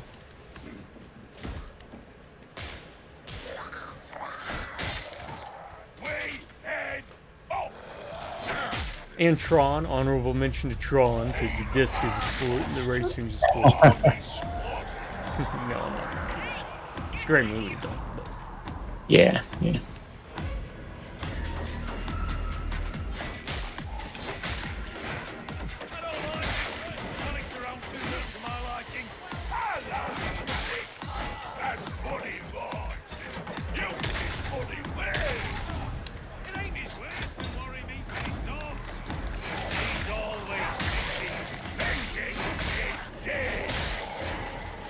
I have a weapon that does bleeding now, but the thing is, like, most things die anyways in one hit, so it's like, what's the point of bleeding? Shit. I gotta drop this ammo box. I know if you need ammo.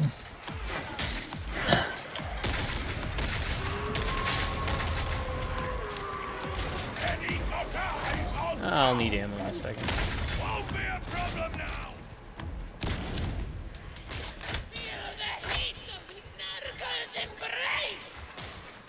What the hell is that? They are announcing their presence.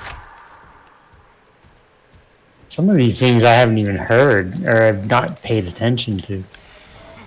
Well, it's kind of hard enough with 2 players, but with 3 players it can be... Yeah. Everyone talking. Get going. No choice. No, I dropped. I didn't mean to, but I dropped. I'm coming. Oh, I did not mean to hit that right there.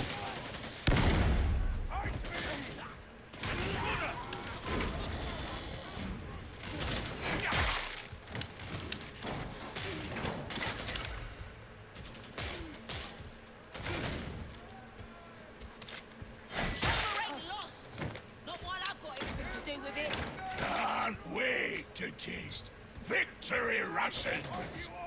This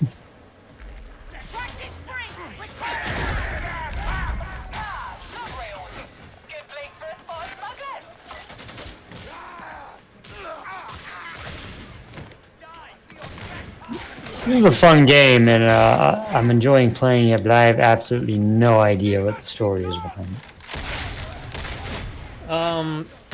A regiment of Imperial Guard got corrupted by Nurgle. That's that one cutscene we saw last time we were playing. And they're invading a hive world. We get conscripted to fight for the Emperor on this hive world. Okay. Nurgle being the chaos god of pestilence, disease, decay, immortality also, right? Stagnation, I guess would be the way to describe it. Do they ever explain why they don't send Space Marines? I mean, technically there's only supposed to be about 1,000 Space Marines per chapter. And the universe is really big. Okay. So they use them for mostly like specific strikes, hard strikes. Kind of like, again, like real life Marines and Army, right? The Army is much larger force, and you want to use your Marines for more like scalpel operations. Okay. Embrace the one true name.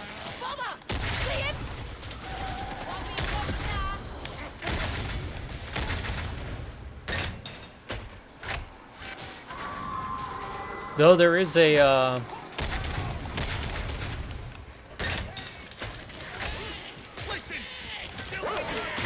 Left 4 Dead style Space Marine 40k game called Space Deathwing, which is one I talked about before. Yeah. Where it's against the Gene Stealers and the Tyranids.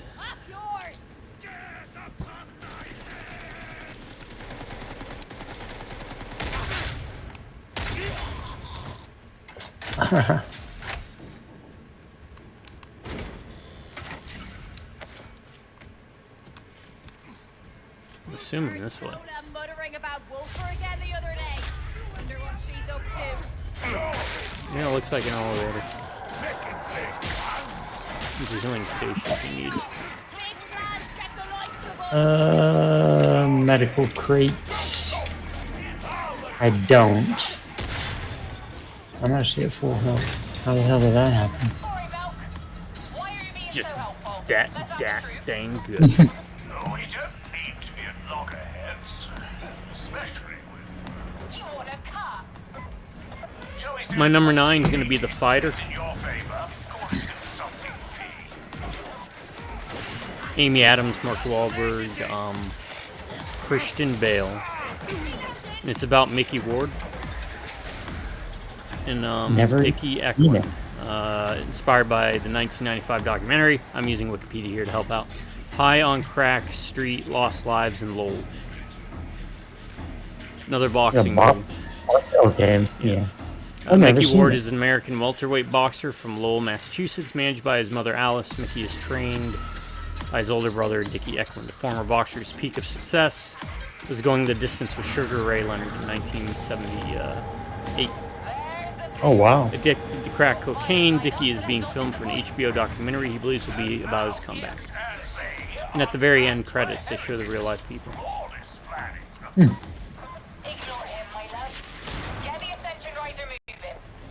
Uh-oh. What's going on? Oh, I had a crash. You still there? Oh, yeah, I'm still here. What's up? Are you still in the game? Yeah. Okay. Just stay there. What's going on? Close. Stop. I'll be back. I had to crash. You crashed. Okay. Yeah. The game did not like whatever was going on. Am I gonna have to invite you? I'm gonna see if I can join on you. Otherwise, you might have to invite me. All right. I'm not doing anything. I'm just gonna chill.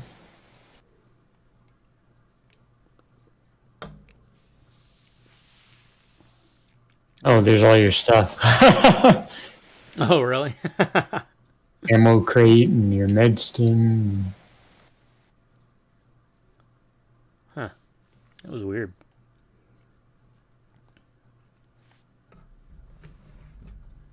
Well, while you're doing that, I'll get my number 8 out of the way. And I consider this a sport movie, The Wrestler. Okay. Yeah, with Mickey Rourke. Yeah. Yep. Old wrestler trying to relive his glory years, trying to hook up with Marissa Tomei. He's dealing with health issues, and oh, it's giving me an option to reconnect. Sorry. Just keep me updated. Really good dramatic movie.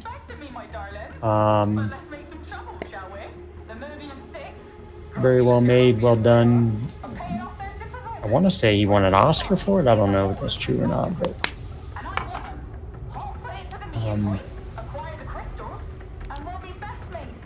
yeah, just a good, solid drama. Won't spoil anything about it. It happens during the movie, but where's my crap? Whoa, shit! Or they already pick it up? No, it's over here. Oh, okay. Thank you. Number 8, The Wrestler. Yeah, I think it's one of the movies where people are like, Mickey Rourke is back. And it's like, most people are like, who's Mickey Rourke? Yeah. The Ram, right? That was his name of the wrestler. The Ram. Never been a putt-putt golf movie, though. Has it? I mean, outside of, like, Happy Gilmore just having that bit, but I'm talking about, like, competitive putt-putt golf. Is that even a thing? It has to be. I'm gonna give a quick aside, just because it brings back memories for me. I was at one point a tremendously huge wrestling fan. I don't know if you remember that, but at one point in my life, I wanted to be a professional wrestler. Did you have a name? The Iron Man. And I was gonna play. I was gonna play Iron Man from Black Sabbath for my room people. This is how big a wrestling fan I was, and I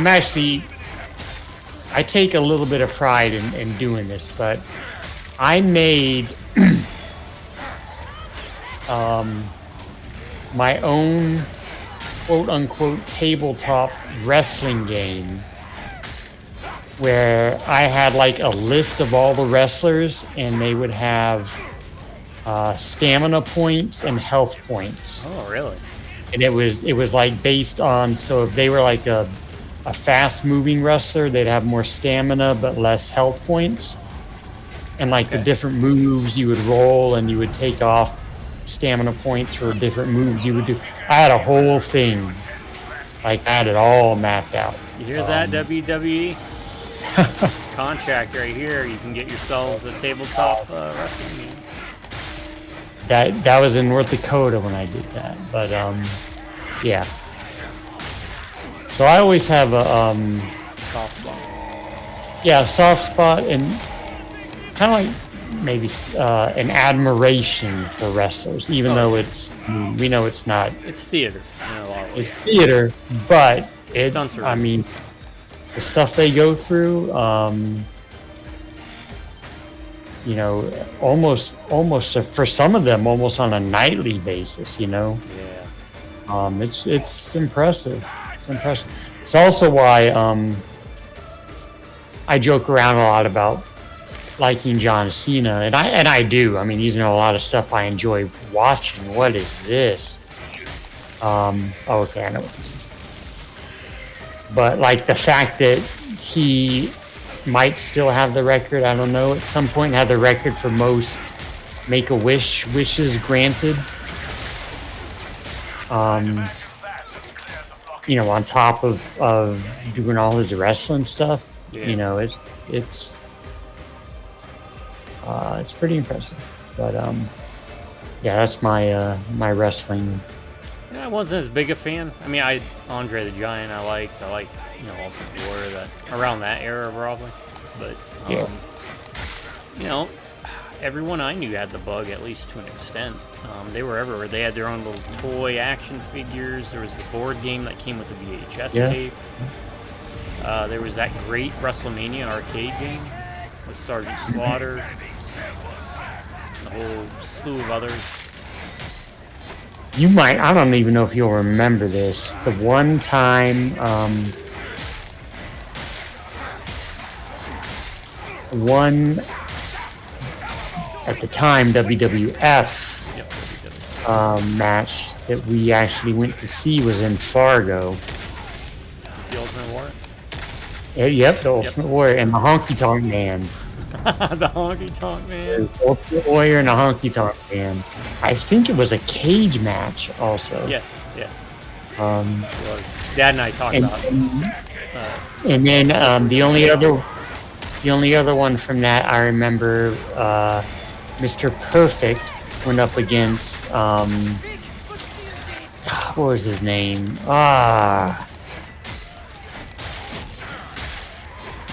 Hillbilly Jim, I think was his name. I think. And I want to say Hacksaw Jim Duggan was there too. But anyway, I remember that vaguely. Good times though, man. Crazy. And for the longest time, the nephews, even to this day, they still call me Steve Austin. Stone Cold. Actually, I remember I took Michael to a wrestling thing in Mobile at one point. Where do I put this? Actually, I think John Cena was there too. Okay, that's over. Oh, I'm leaving you. Sorry, I should have said something. No, that's fine. I have this. I don't know if I need it. No, I need ammo though.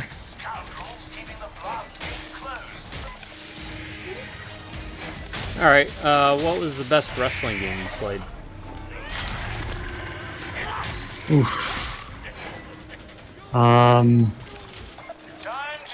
There was an old arcade wrestling game that when we were living in North Dakota, I used to wait in the bowling alley for the bus to go to school when we lived on post. I can't remember the name of it, but I would play that every morning. It was just one of those old arcade type games. I'd have to look it up to find the name of it. But I think that's more nostalgia than anything. Didn't have all the crazy names and creative wrestlers and story modes and everything. It was just a fun wrestling game to play. I'll look it up and I'll send a link just because I remember it so fondly. Is this the prime? Yes, it is. Okay. I'm glad I brought that with us. Yeah, Saturday Night Slam Masters, man. Capcom. Love it. Also, the WrestleMania games were usually pretty good. The ones on the arcade one I already cited, but the Super Nintendo ones had a pretty good one. They had there was one I remember I used to play with Adam and Gabe a lot. Had it was that era with Tatanka, Yokozuna, The Undertaker, Lex Luger. Lex Luger, man. Yeah, right.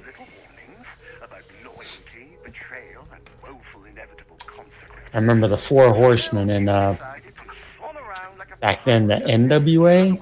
Oh, NWA, yeah. Arn Anderson, Tully Blanchard, Ric Flair, and God, I can't remember the fourth one. Yeah, Four Horsemen. I always like the Road Warriors. Yeah. Was it Animal and Spider, I think? I remember. And then Demolition was WWF's answer to them. Axe and Smash, Demolition. I used to have the that WWF album. It actually had like 1 or 2 good songs, if I remember. Pile Driver by Coco Beware. Oh God. We're digging a hole, man. We're digging a hole. Good times. Whoa, look at... Wait, that's not better than what I have. I don't think it's better than what I have.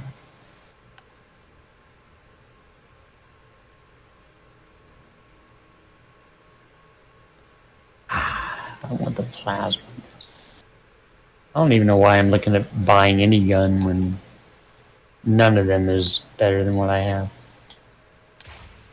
But I'll double check. Nope. Yeah, at least there's a compare thing, right? Don't forget we had an extra spot open up for curios. Oh yeah, I got both of mine done. Okay. Got one more, level 20. What level are we? 18. Oh. Unit ready to serve. Oh, I got a dueling sword. Why would I want a dueling sword? I challenge you to a duel. Right, let me know how that goes. I have not been using heavy attacks at all with these melee. Oh yeah, I'm not really a melee focused person anyway, so that's fine. All right, my number 10, real quick, just to knock it out. Brought it up. Some of you out there might know it as the Mean Machine.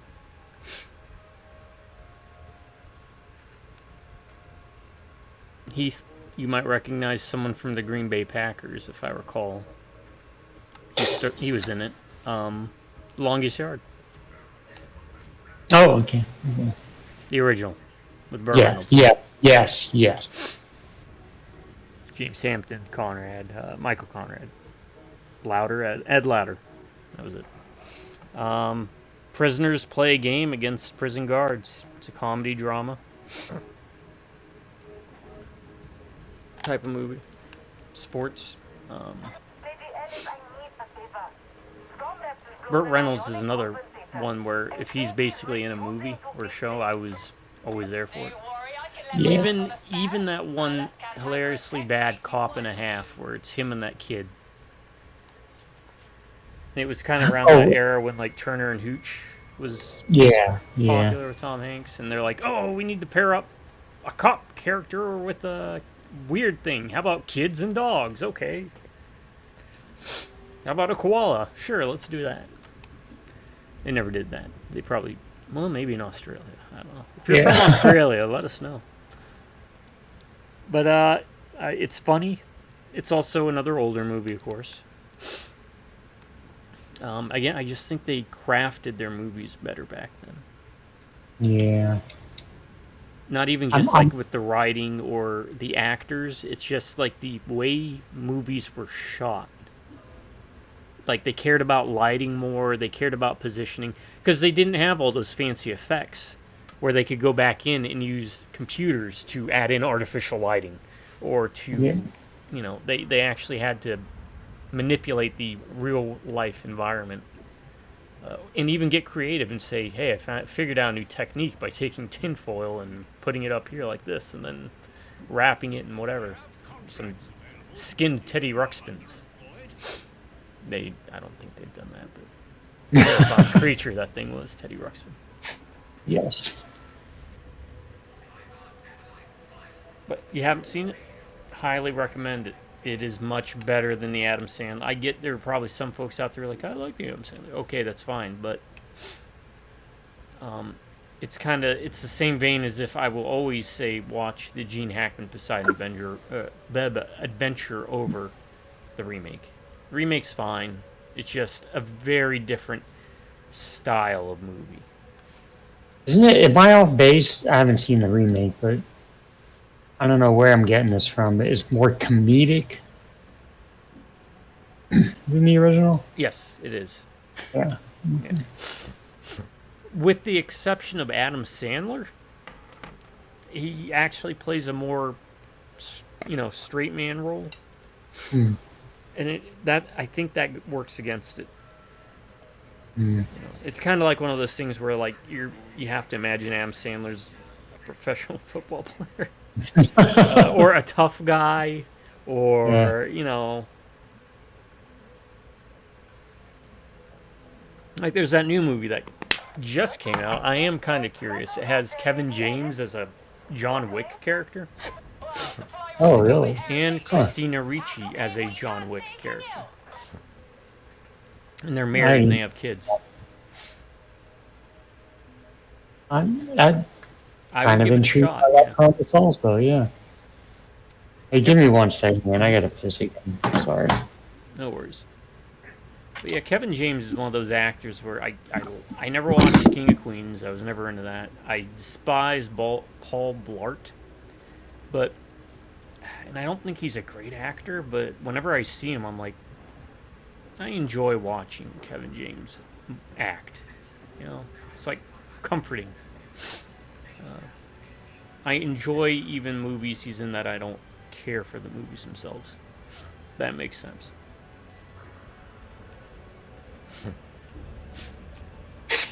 Excuse me.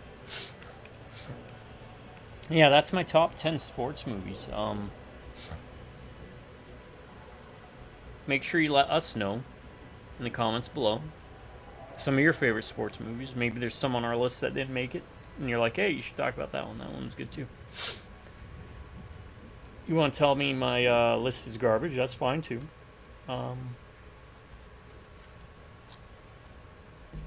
But let's just get going. Let's get the discussions going. It's a great thing.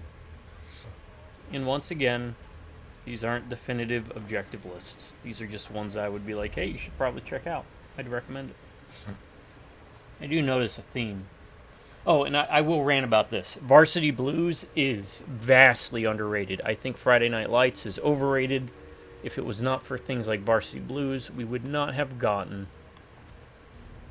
a lot of the focus on sports movies that we did. They kind of revitalized that genre. It's not that they created it, but Varsity Blues really set a tone for it, or put a taste back in people's appetites to watch sports movies.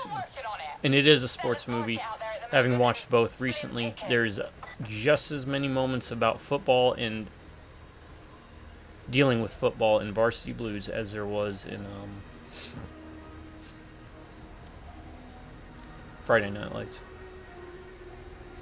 But looking at mine, I do notice a lot of them do have comedic elements to it. Now I'm curious. Let me look this up.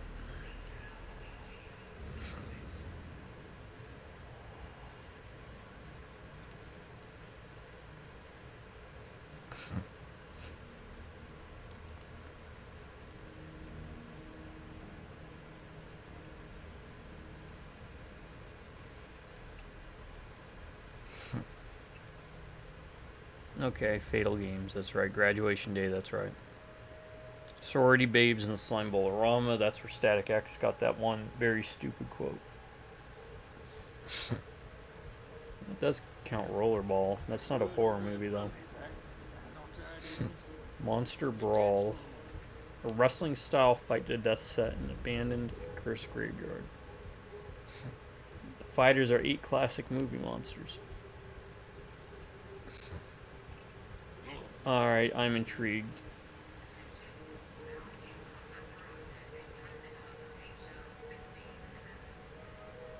Adding it to the list.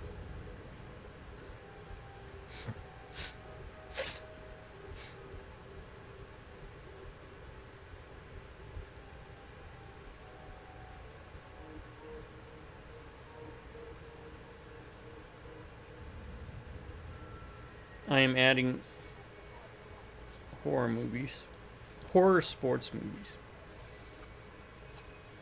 Why? Because there is a movie I've been working on for a couple of years now. At least writing. I work very slowly. It is a sports horror movie.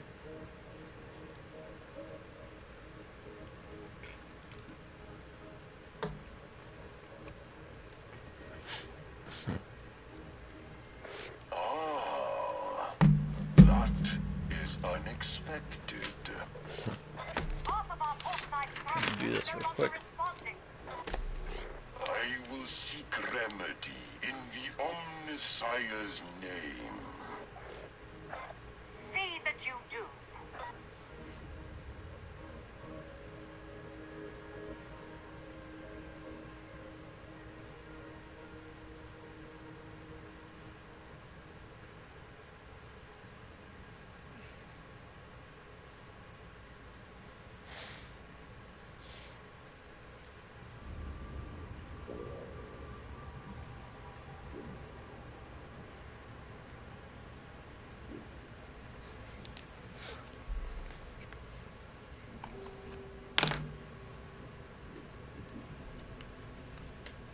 Alright, I had to write that down. 2 ideas that I had to expand on some ideas. Movies. To work on after this project. Oh, let me write that one down too.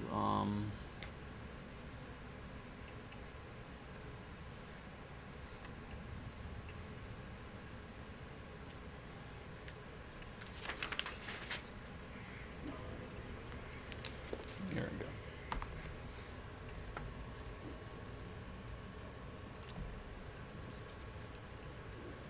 Well, I guess this won't be a finale. I thought we were close to the end. I guess we aren't. I think it may be time to consider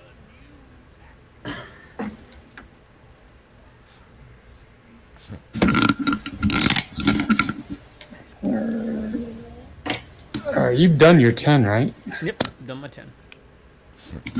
Alright, let me knock off my last 2 then.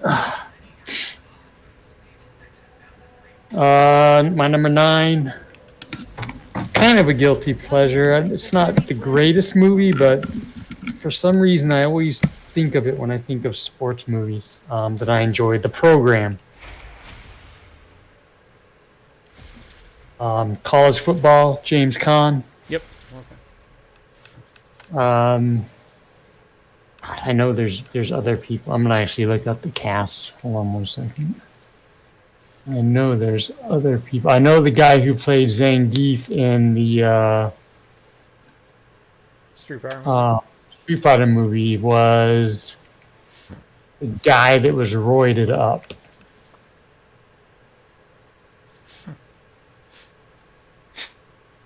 Holly Berry, that's right. Omar Epps.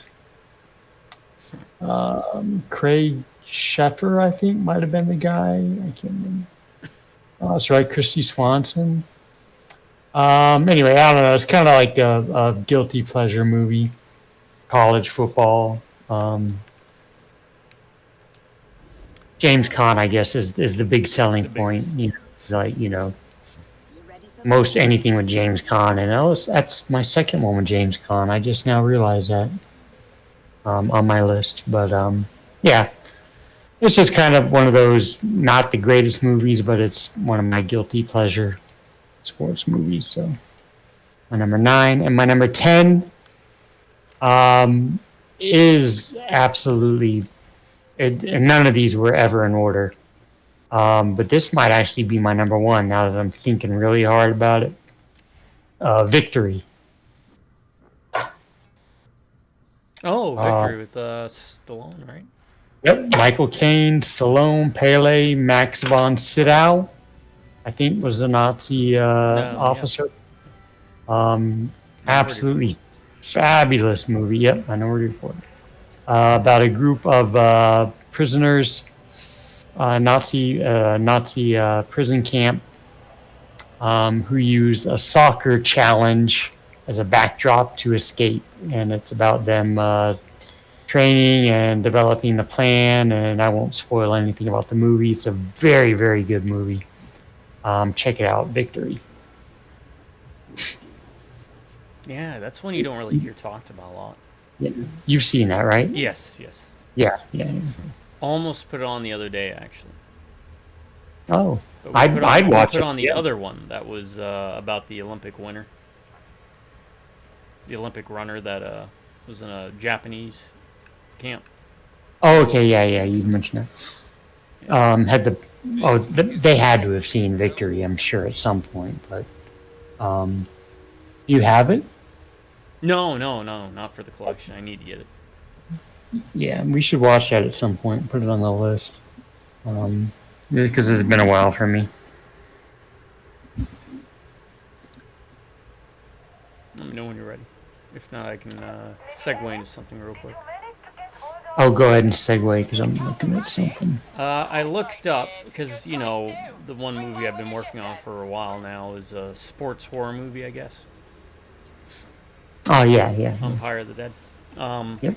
But there's 2 horror movies because I typed in sports horror movies on the internet and it said The Faculty, and I was like, that is not a sports horror movie, but okay. But there were 2 interesting. One was called. I actually own at least 2 of the movies, actually 3. Sorority Babes and Slimeball-orama. Graduation Day, which is actually a pretty legit good one. It's a trauma movie. It's actually a more serious trauma movie. Huh. And Fatal Games, which was not very good. We watched that, but I have it. I also have The Faculty, but I don't consider that a sports movie.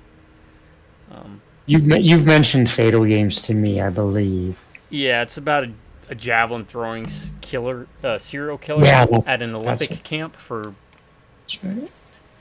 kids and stuff. Not kids, but like young adults. Let's just say that. Yeah. 18 to 20 something.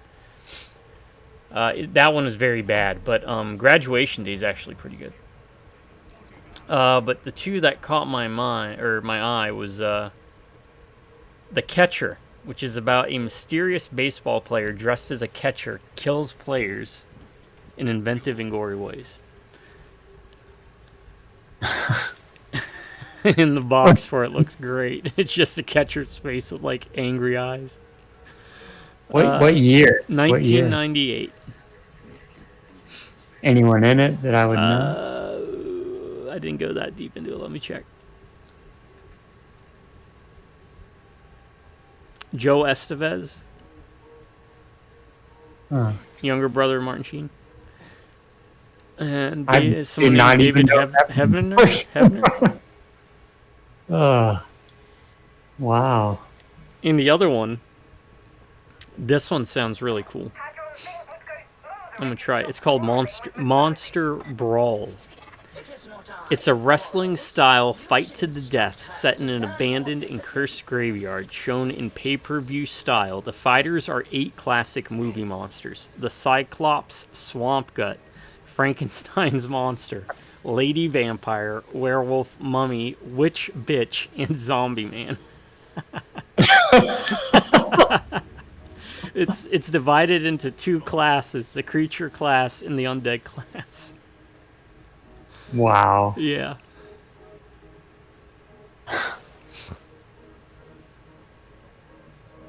Was it Monster Bash? Monster Brawl. Monster Brawl. Yeah, like Smash Brothers, or well, not Smash Brothers.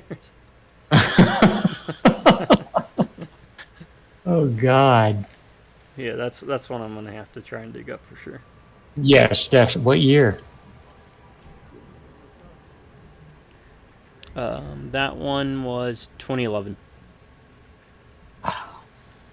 Comedy horror film directed by Jesse Thompson Cook. Please find these. That and The Catcher. Yeah, we're gonna have to. All right, I'm ready. I thought we were close to the end. We might actually have one more of these to do. That's good. Because they'll give me time to work on the mystery game. Yeah. Oh, actually, it looks like we only have 2 more levels. This one and 1 more. Okay, that's fine too. I've got options. Well, I mean, do you want to hold off that we can get Gabe involved? Well, the thing is, we'll probably blow through this then in like not even 2 hours. Yeah, that's true. That's true. All right, let's do it. Which means I can switch us over to a beat 'em up, and that way he can also join us. Yeah, that's one of those, and we'll save Stubbs for something after. You mean the mystery games? Yeah, the mystery game. They know. I said it like 2 times, so damn it. Or we can just do Vermintide Oh yeah, yeah. and kind of break the whole. Well, we'll do a beat 'em up, then we'll do Vermintide. How about that? And then by that time, hopefully, I've figured out what the heck is wrong with Stubbs. Throughout the week, if you don't mind, or at least on the weekends, hop on, and we'll see if we can figure it out that way too. Maybe for like half an hour, we'll try and work on it. See if we can get it running. Because that's the easiest way for me to figure out how to fix the problem is if we actually try it. That's a good If I look stuff up, I'm like, well, I can't try it until we actually get on to. I mean, if you want to do it, get on a little early tomorrow and do it just to check things out. Yeah, we can do that too. Otherwise, I'll be loading up the one of the beat 'em ups I have, or a couple of them, depending upon how long it takes us to beat them. Because I don't know, beat 'em ups usually have a short run time. Yeah. Unless it's something like Scott Pilgrim or Dragon's Crown. Yeah, I'm actually I'm looking forward to get back into Vermintide. And next weekend, finishing up Dragon's Crown. Yep, definitely be able to finish it up. We only had like 2 or 3 levels, so there will be a live stream coming up. Oh yeah, yeah. Which I'll be dropping this video tomorrow, so they'll be able to. They'll have more than enough forewarning about it, and I'll send out a message. Anyone listen?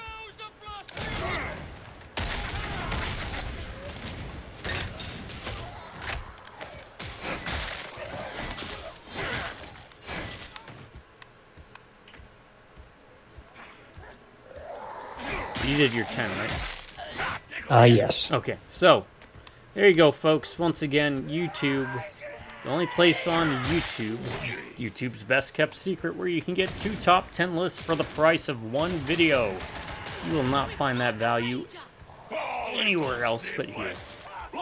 Let us know down in the comments. Just drop it in. Some of your favorite sports movies. It doesn't have to be a top 10. It can be if you want. We do this for fun. And who knows? Maybe you'll recommend something we completely forgot, and we're like, oh my god, you're right. That's a great movie. Let us know. Which there's going to always be something. So. Yeah. Yeah. We'll review the top 10 when we go. That's usually how we do it. This will not be a finale then. Oh, no, this will be a finale one because I said 2 levels. I'm getting all flabbergasted. I do, off the top of my head, have an honorable mention. It's not the greatest of sports movies, but it's a guilty pleasure, another guilty pleasure. And I don't generally go for these types of feel-good, underdog, little kid movie type things. Little Giants. Oh, Little Giants, yeah, with Ed O'Neill. Ricky Moranis. Ricky Moranis. Rick Moranis. I was gonna say Rick. And that's a lot of it. Just having those two is a primary selling point. Oh yeah. So. It holds up pretty well. I got it on the collection. Yeah.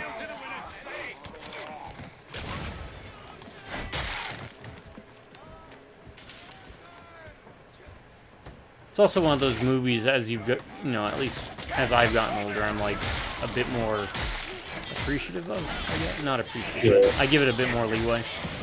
Yeah. Yeah, like I said, it's not the greatest, but it's one of those feel-good movies that. Yeah, about 2 brothers. Yeah. One's always been like the beloved one of the town and the sports star, and the other one less so, but still a good guy. Guilty pleasure movie, I'll recommend it. Mystery Alaska. Oh. It's a movie that I think confused a lot of people into thinking, or we used to tell people it was a based on a true story.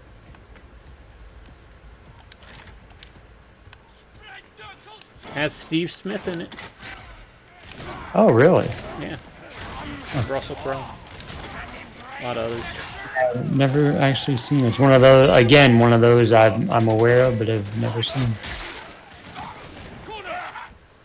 A lot of those whenever we do these lists.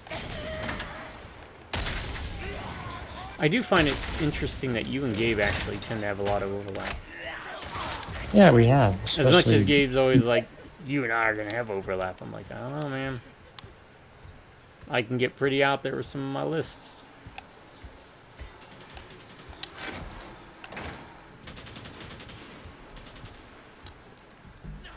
Where are we going?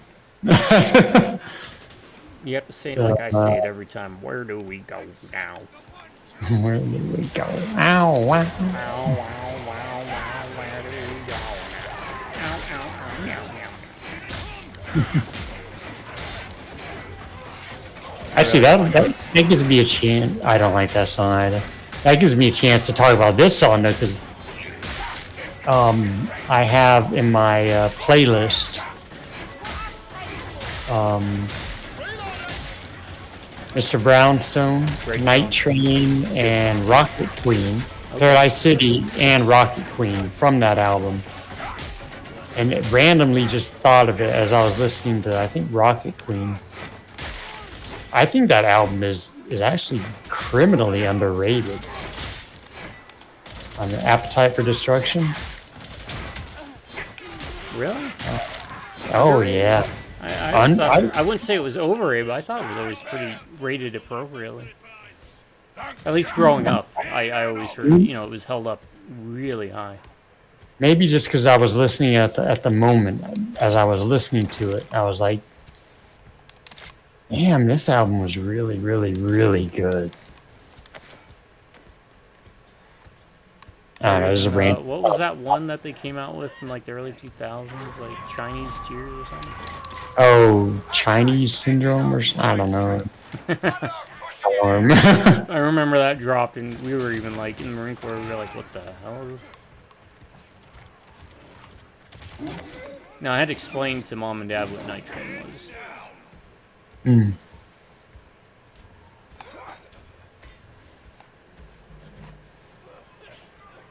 Which was interesting. I think Dad knew what it was, but Mom had no idea. I remember why I'm here. I just surprise you. But I mean, she was never like a drinker, Yeah. Yeah. so. I mean, I never drank Night Train, but I knew who it was. Yeah. Actually, I don't think I've ever had it either. I've had it, but I never like, for me it was mostly like King Cobra, malt liquor, Steel Reserve, Jaeger, liquor. It was never yeah, really like definitely not a wino. no. No, I've always heard nothing but like positive stuff about Appetite for Destruction as being a like a staple, Yeah. tentpole album. Oh, It's a weird, I got snatched. sorry, I'll be there. Hopefully. Or they'll get you, probably. Hopefully, they are really working on me. I was all the way on the other side. But that's a interesting trajectory of that band, huh? Guns N' Roses, they were almost seems like overnight they just Oh yeah. whatever. Hey, stairs! Yeah, I think what happened was, a lot of the same parallels that happened with Smashing Pumpkins, but the difference is, as much as some people can't stand Billy Corgan, he has musical talent, and Axl Rose kind of had to be, it had to be a collective effort for Guns N' Roses. Where Billy Corgan literally could carry a band. That's kind of what he does. Yeah, I would even say you'd probably agree. He was the least talented member of the damn group, right? Oh, yeah, I mean, I Slash- loved Velvet Revolver when Slash and who's Stone Temple Pilots? What's his name? Lead singer Stone Temple Pilots. I don't know. You remember him? Yeah, They formed a band called Velvet Revolver that I thought was pretty good. right. Steven Adler, their original drummer, was really good. Duff McKagan was a good bassist. Their Matt Sorum became their drummer. And I only know him because he was the drummer of the Cult for their, at least for their Sonic Temple album, which is one of my favorite albums. Oh, if you see a healing station, let me know. Yeah. Anyway, not to get too off, the beaten path here, but yeah, they were really good music, man. Despite actual, I actually had in Massachusetts, I had tickets to Metallica and Guns N' Roses. That tour at Foxborough Stadium. And I remember this distinctly because our football game got rescheduled. And I couldn't go. I had to play my football game.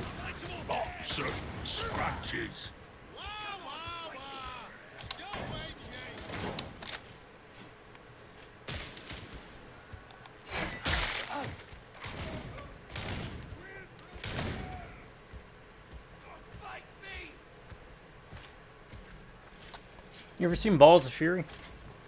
Kind of switch gears back. That's the ping pong movie? Yes.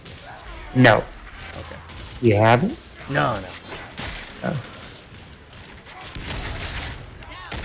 Christopher Walken plays Lopan, more or less. Oh, wow. Lopan style character. Didn't know that. Now I'm even more intrigued.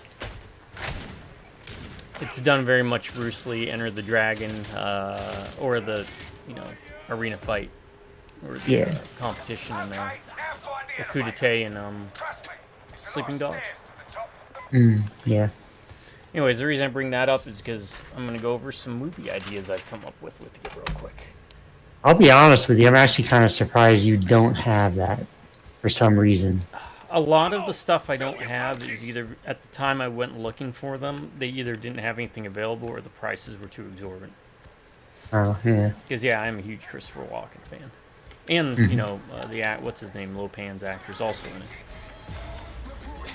James Hwang? Yeah, thank you. Also in Sleeping Dogs. Yep, also in Sleeping Dogs, which highly recommend that game. Yeah. But I was thinking, miniature wargaming. You could do a movie very much like Balls of Fury. Like a comedy where competitive wargaming, you can always have the one guy who's like the big jerk who wins it all the time and everything. I'm kind of surprised there hasn't been a movie based on. You're just sleeping on money at this point with it. That's one idea I popped in my head, and I figured it'd be cheaper for me to make than Empire of the Dead, because Empire of the Dead is going to require like prosthetics and crap. But with that, I already own pretty much all the models and everything. Most painted, so I could always just use my own stuff. So that was one movie idea. Another idea I had was a putt-putt golf movie. Could also be another, pseudo-sports competition style. Yeah. Like, what if Happy Gilmore was the putt-putt golf aspect of it and not real golf? And the last movie idea. Cover me. Where you at? Sorry. I gotta do this puzzle for you. No. Alright. Go ahead. Have you ever taken an Uber?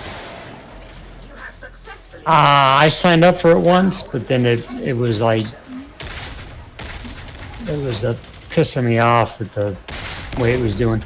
It wouldn't take my, it didn't ask for a credit card when I ordered it, and then it never came because I was supposed to put a credit card in, even though it never asked for it. So anyway, no. Long story short, no.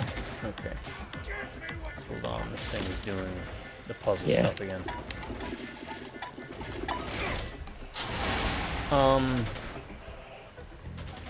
Now, originally my idea came to me via... I was thinking, because we were talking about Uber's T-Dog was an experience, and I was like... So he just, after he dropped you off, he told me they got dropped off at Floribama. I'm sure he doesn't mind me telling this story. And next thing you know is the Uber driver's contacting him saying he's back at their house waiting to pick him up. And then he's like, dude, don't you remember you picked us up and dropped us off? So it got me thinking, what if there was a movie where, like, take the idea of Home Alone, and the Uber driver would take people to their locations, and then knowing that no one's home would go in and break into their houses. Oh. And then that adapted into, okay, what if has there ever been a Uber driver horror movie? Yeah. Right? And I'm sure Uber would not like their property being destroyed, so we could call it something different. But I was using that as a basis for a horror movie idea. And I went multiple ways with it. I've been tossing around my head. Something like that Quentin Tarantino one with Kurt Russell. With the car. Oh, Death Proof. Death Proof, right? Or maybe they're in a car and they're chasing and harassing and trying to kill people, or maybe the car itself is like a weird puzzle death trap that they lock them in, or maybe they just find out if there's someone back at the house and they go back and murder whoever's there.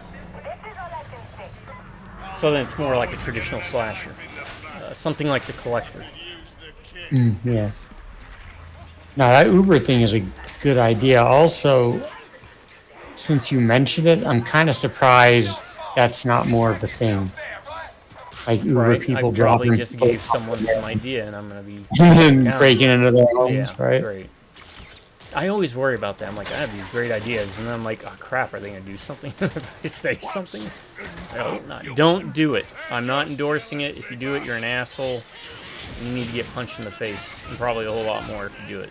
You shouldn't do that to people. But as a movie idea, I think it would be entertaining for people. Yeah. There, that's my disclaimer. But yeah, those are 3 ideas I've had for movies. Obviously, I feel the Uber driver one would be also cheaper than Empire of the Dead. Because, again, Yeah. the miniature wargaming comedy thing, I think, would work. Probably be the first one I work on.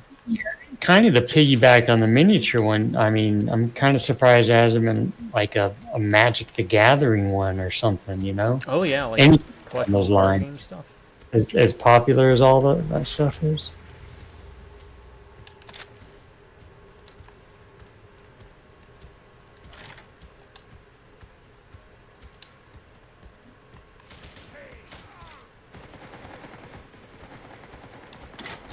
The closest, there's been horror video games. You've seen, what was that one with, Stay Alive? Stay Alive. There was Hellraiser, Hellworld. Lance Henriksen, that's the one I told you Henry Cavill's in. Arcade, about Killer Arcade Machine, that had, what's his name from Robot Chicken in it. Yeah. I remember, I think you sent me a link to that one. Seth Green? Seth Green, thank you. Okay, here's a medical kit, but... Oh, we both kind of need it, so I'm going to deploy it. Alright. Good call.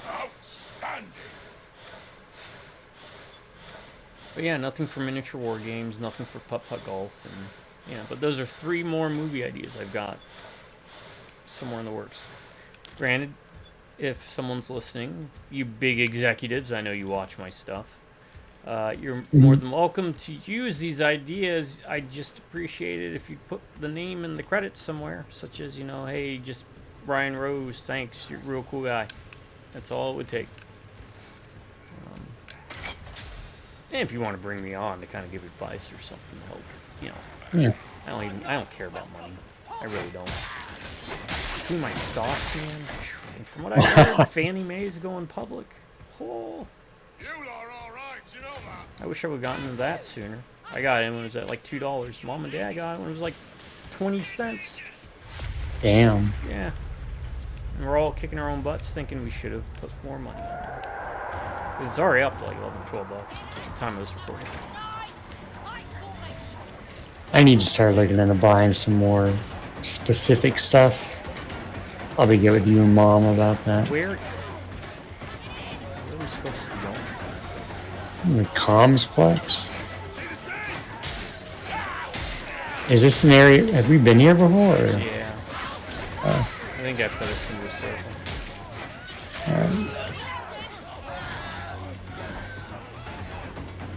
Alright, we'll figure it out.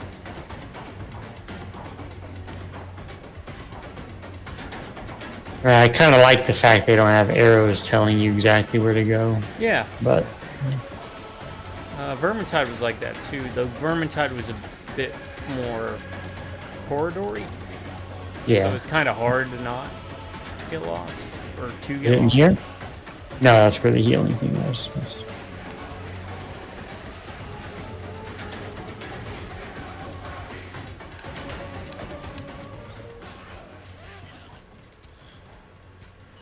That's a wall.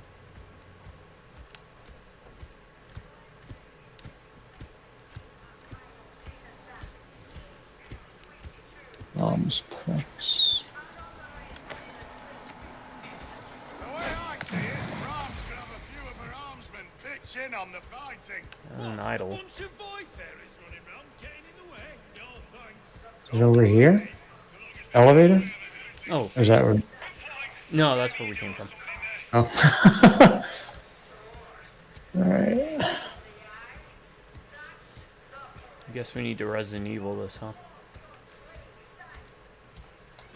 Hug one wall and just follow it. Yeah. We could ask the Horde when they show up inevitably. Alright. I know we have to go through here. Because then it opened up. Right. Alright, so we're here at the big gun. With this. So I'm going to go this way. I'm going to go left. Don't tell me it's up in there. I think it's up in there. Okay, it's up in here. There's also a healing station right here, so I just wasted that. Sniper out there. Except for that guy, he's nasty.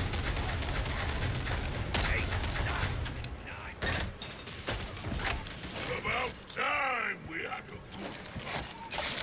What do you think we've been doing, big man?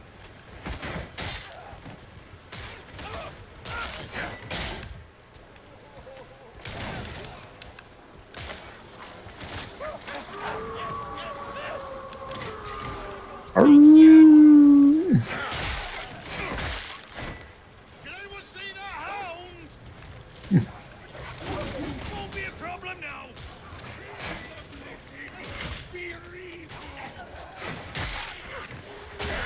Alright, for some reason that hound screaming reminded me of Werewolf Women of the SS. Oh, yeah. Which I've never seen Death Proof. I've seen bits of, what was the other one? Planet Terror? Yeah. I guess that was one of the fake trailers, Werewolf Women of the SS. And a good Rob Zombie song. I bring that up because I found out recently, you know that Don't Go Into the House thing I showed you with Eli Roth and Snoop Dogg? Yeah. Yeah, they're now making that a movie. Kind of like he did with Thanksgiving, I guess. Thanksgiving, yeah. Yeah. Or Thanksgiving Day, yeah. So at least, That'll be worth a watch. Eli Roth, worth- I mean, not stuff I consider great, but entertaining. yeah, you can tell he's a fan of horror, so you know it's nice. Entertaining is good. Let's see what he does with it. Thanksgiving wasn't too bad. No. Thanksgiving, it had that great opening scene with the Black Friday. Yeah. Not Cabin, what was it? Oh, Cabin Fever. Cabin Fever. First Yeah, one, yeah. the rest Yeah. of them I gave them a try, but man, they were rough. Remake was okay, I guess. Never saw it. Hostile, Oh yeah, yeah. pretty good Awesome. for what they are. Usually, Actually, local. the first two, I think. Yeah, Especially like the second one. That's the one where the girl. the girl flips it at the end. Yes. She's like, "I'll just buy I will whatever." pay. You can't afford it. Oh, I can't. She's like, "Yeah, okay." Data stream viable. But I will bring up.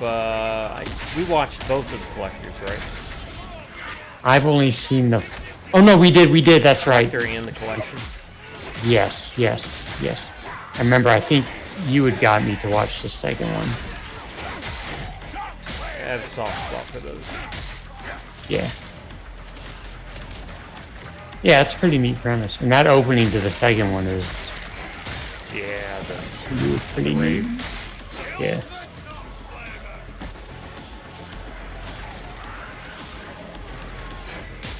Cipher exfiltration faltering. Connection lost. Compensate. You're just making words up, whatever you just said.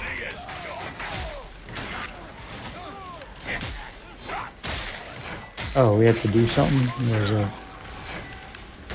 it's all the way there. It's down here. I got it. I'm going there.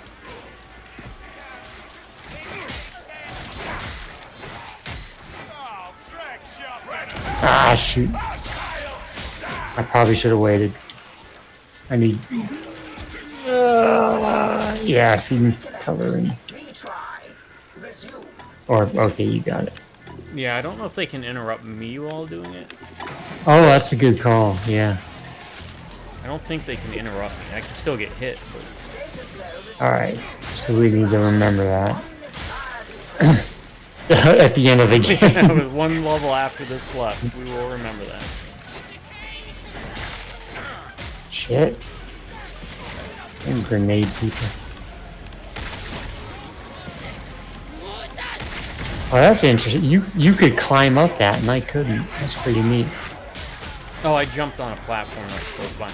Oh, okay. I didn't think it would work, but I tried it and it fared to me. I'm going to the next one. Alright.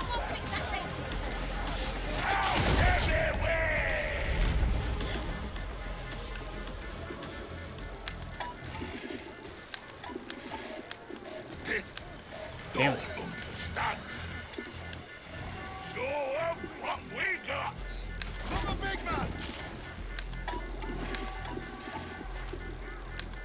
I do like the puzzles with this. Like the interactives. They're not just hold down. They add a little bit more flair to it. Yeah.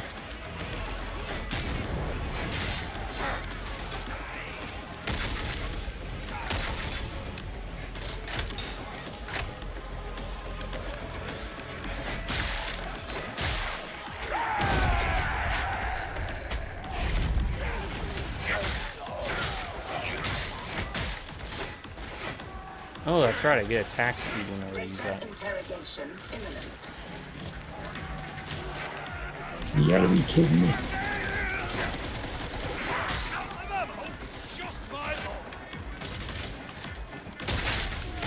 Why is it Oh, it's gonna blow up.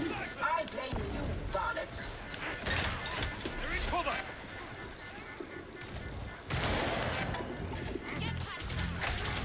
Okay, they can interrupt me while doing this. Shit. That damn sniper's wrecking me. God. And I'm out of ammo.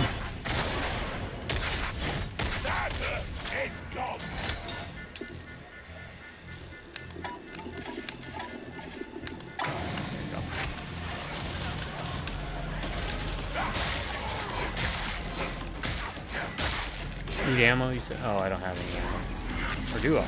Yeah, I got ammo. There you go. Alright. And there's health.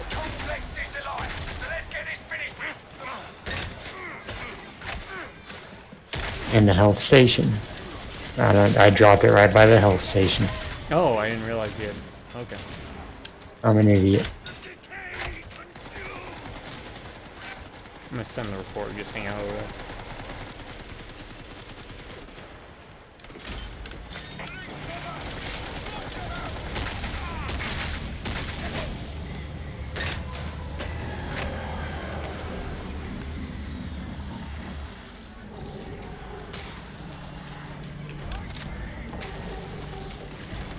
Reach the Storm Raptor!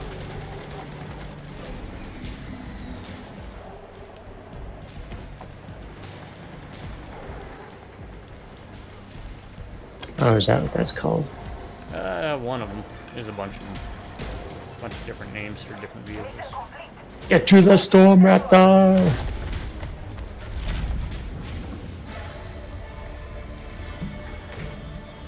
Alright, it's 5, but I figure this is the last level. Nah, let's run through it. It's fine. It's fine. Now I have to give the review, but it'll be short and sweet. What do I have to do tonight but laundry? And continue south of midnight. Which I'm just getting into, but Will you have any more questions tonight? Over? No. So even small betrayals cut deep. That's what comes from overthinking things. Still, at least Zoda's still breathing. Yeah, that's that one that said it had stop motion, but they used like a graphics thing to kind of simulate it, I guess. yeah, and you can. I turned the stuttering off for the stop motion off. You can turn it on or off, and I'd prefer it off. But it's very got a good look to it. It's kind of the problem with doing that. With stop motion, you kind of have to faithfully do it for it to be pulled off, you know? It's got a pretty interesting aesthetic so far. I sent you that Primal Rage stop motion thing, right? Yeah. Okay.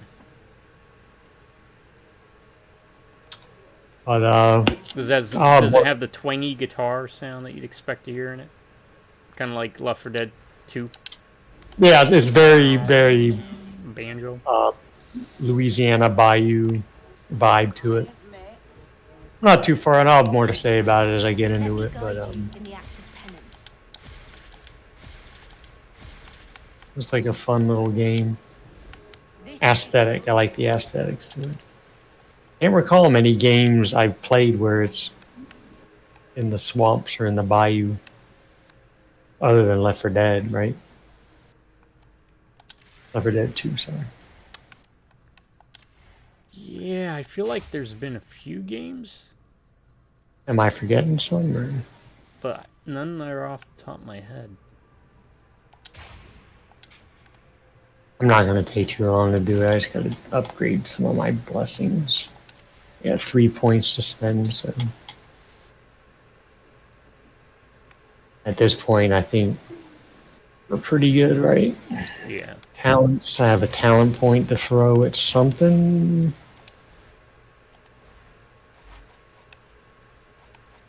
Yeah, I just unlocked bleeding. I don't even know if there's a level cap, but I mean, there's a lot of skill tree here. It's just I think Vermintide, and they'll probably come back in the review, but I think Vermintide did better because it doesn't overwhelm you with the different skills and talents with one giant tree. You know, it breaks it up by class. And then it's only broken up between like one per category of level. You know, one every 5 levels, and you pick one of 3. Or 4 levels, I forgot. Maybe even 3. 2? I don't know. It's been a while. Need to get back to it.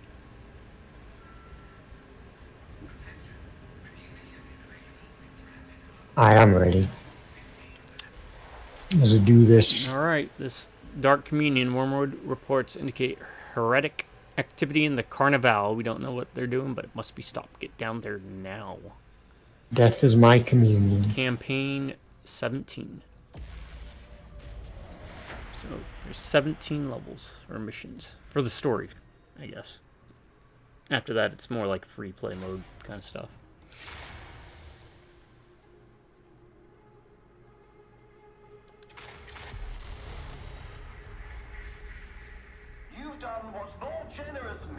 might call commendable work in following the trail of the blighted stims.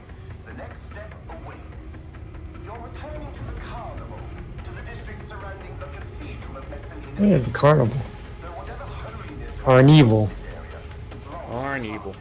I'll analyze the data, and it would appear that the cathedral We had that at the club on our post at Gary Owen in Korea. Had the shotgun controller or whatever, gun controller where you cocked it.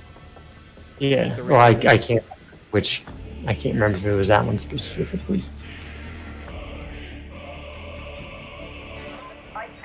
Not as good as House of the Dead Overkill, if you remember that one. Played on the Wii. Is the one with the very, very 70s vibe. Had the music. It was basically like what if Quentin Tarantino did a zombie game. Whoa, that doesn't look like it's the way to go. Okay. Oh, this way. Well, I have to say, none of the reports mentioned that. That's the House of the Dead I'm waiting for to pick up before picking in. I know they've been re-releasing the new one, or the old ones with... Yeah, I was about to updates say, and stuff, I just remembered they released something recently. I think they're up to 2. I'm hoping that means Overkill's coming in. Oh, they haven't said anything, but you're just thinking they're... Yeah, I'm just hoping. I mean, I hope, and it makes sense, but Capcom still hasn't given us Outbreak. Even though common sense would tell them. The air's thick with signals. The Vox interceptor code is struggling to get a fix.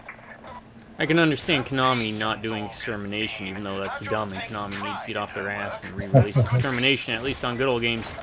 But there's no reason Outbreak has not been released and updated. It would sell like gangbusters. Yeah. Because the problem with Outbreak is it just released too soon. Yes. It released a generation before it would have been a big hit. The idea was brilliant. It's just the online wasn't there really for the majority of the world. Outside of Japan at that point, it was not. Okay.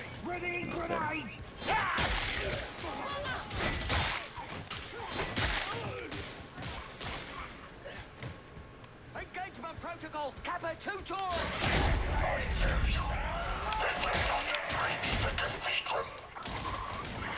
Oh shit. That's a drop off. They got you, or you need to come back get you? They got me. Kind of embarrassed that that happened, but hey.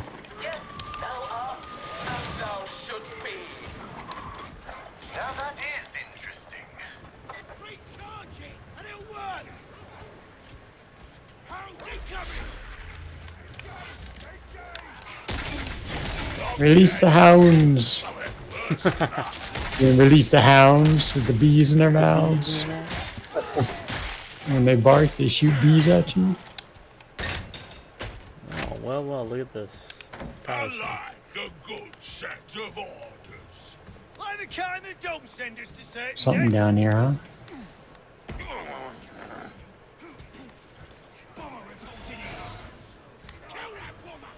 Oh, we've been through here before.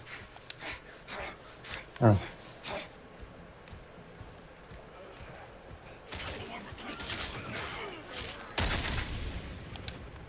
He just came from the other direction. I remember why I'm here.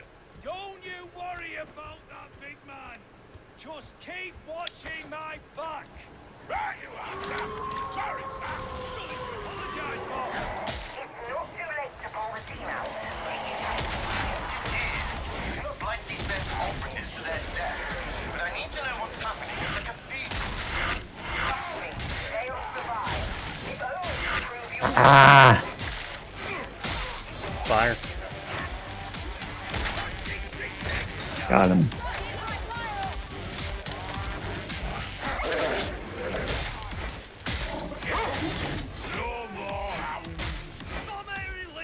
He sounds so sad when he says that. No more howling.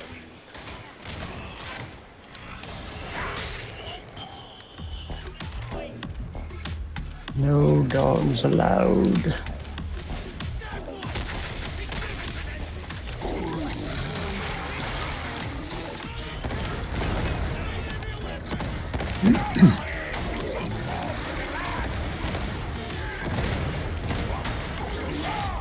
Damn.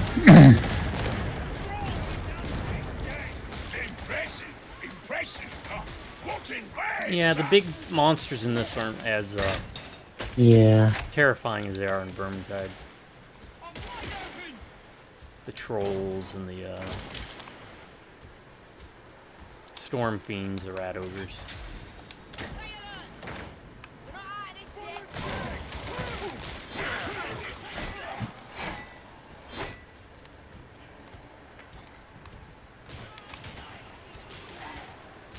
I've heard rumors that Cold Fear is going to be getting a remaster. There was a topic on GameFAQs. I don't know who exactly, but someone purchased the rights to it. Okay, that may be what I was thinking of. Not just that, but it was like there were like 10 games they had purchased the rights to. Ubisoft, yeah, from them. I think it was Atari that did it, actually. That bought the rights. Yeah, Cold Fear was a Ubisoft game. Okay. It was their Resident Evil 4. I'll try to see if I can dig up the other games too, or the article. It was someone made a topic about it on GameFAQs. But yeah, maybe. I mean, having played it recently, there was some pretty decent enough bones in it. Yeah, to be honest, I often feel like maybe I just wasn't giving it a good enough shot, you know. Like you said, it did come on the heels of RE4. Yeah, you did though. Trust me, it was like a very, dropping, simpler Resident Evil 4. Yeah. Rough around the edges, and the last boss was a pain in the ass. I remember seeing you play that last boss, yeah.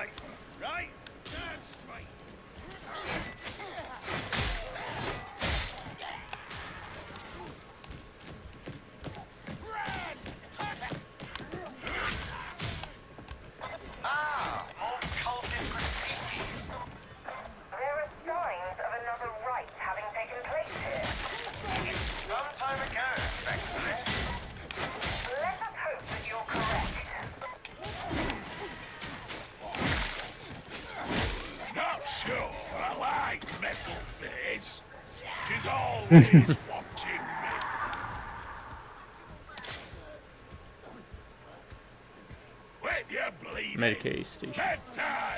Yeah, let me grab it. May as well. I picked up a med thing, so. Alright, I have an ammo box. Oh, elevator.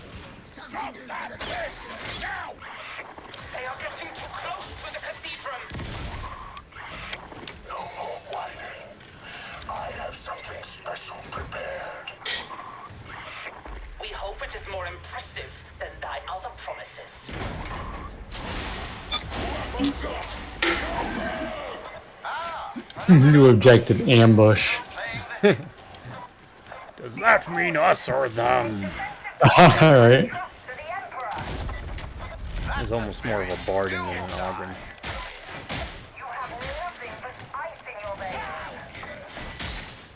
What can I say? I like my Dwarf Slayer, man. Ammo crate in there. Yeah, I got one. I guess I could drop. Let me drop the ammo crate and then pick that up.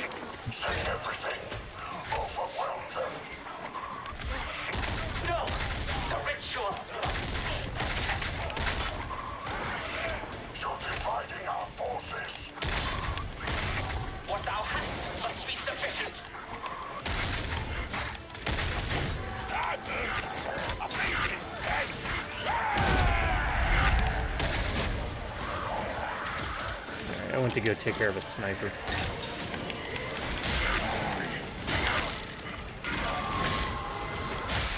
Oh, Oh. Okay, they're different. yeah, I was about to say, I don't recall seeing them. Kind of late game, but that's alright. Yeah, I know it's supposed to be random.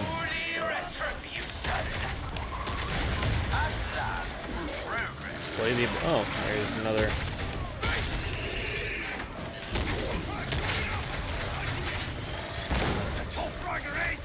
Get behind it! Shoot it in the back! What am I caught up on? Well, now I'm being eaten, but...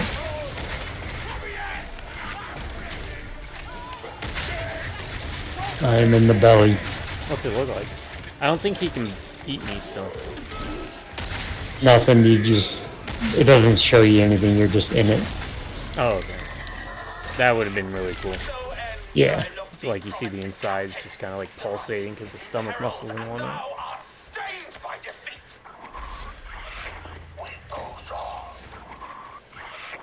Think not to tarnish admonition with thy failings.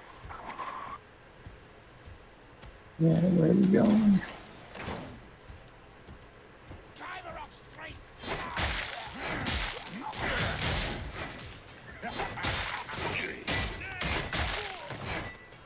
There, we're gonna need grenades. Heads up, with Knights of the Old Republic, you'll have to use a mouse and keyboard, but it is very friendly. You can pause the game at any time with the spacebar in combat. Okay. And is it real-time combat? Yes, yes. All of the dice rolls and everything are done behind the scenes, so things are done in turns, but it plays real time, so it'll look like they're fighting, right? In real time. But what's actually happening is it's like an I go, you go dice check. Okay.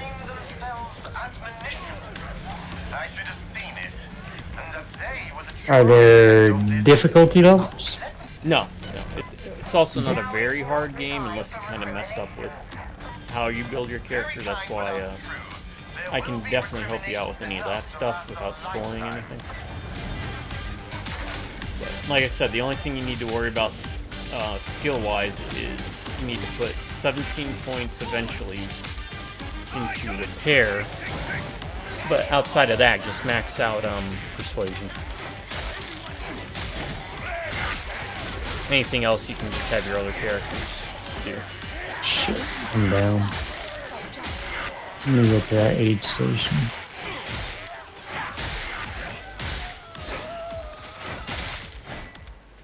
Persuasion, huh? Yeah. Why is that not open? We need like a battery for it? Battery.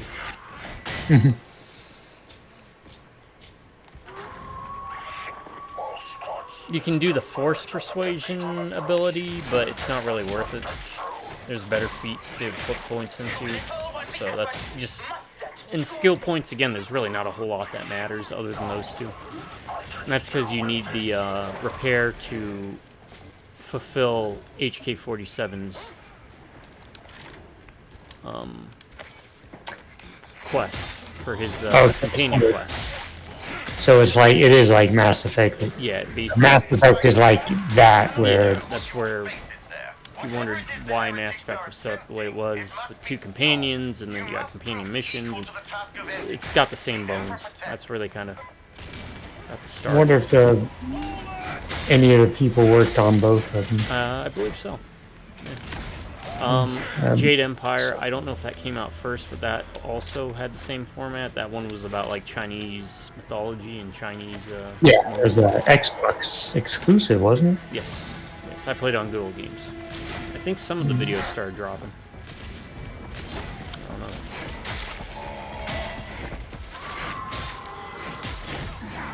know. Yeah, that...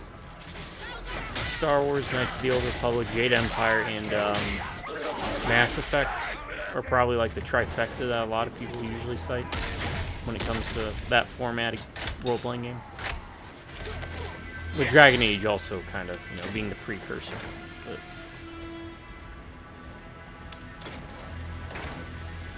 Who needs a grenade? I definitely do. Need ammo? No, I'm stopped. Oh.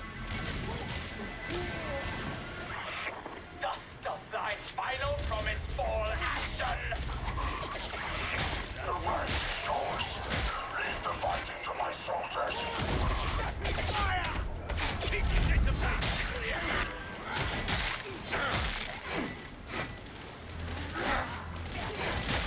I'll give the game this much, man. The snipers in the game, they pack a hit. At least for me, I don't know if they knock you back the same way. They take a lot of my health. Like, they will knock... Whoa. Are you in the... Yeah.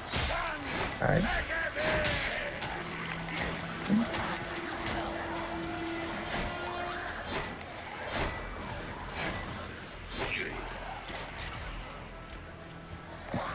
Head!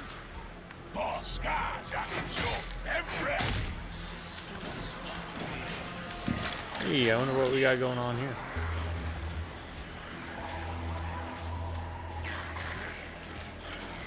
I don't really need to heal, but...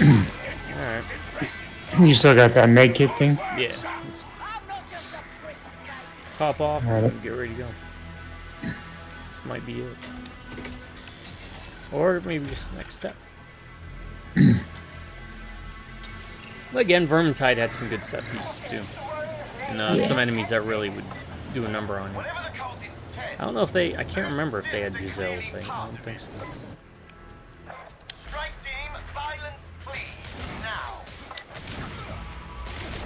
Disrupt the ritual. Oh, they're inside. Oh, you know what we've never brought up? Caddyshack.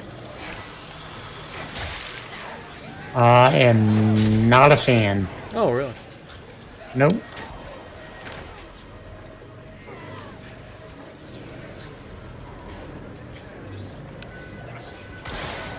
Shit. I'm getting beat.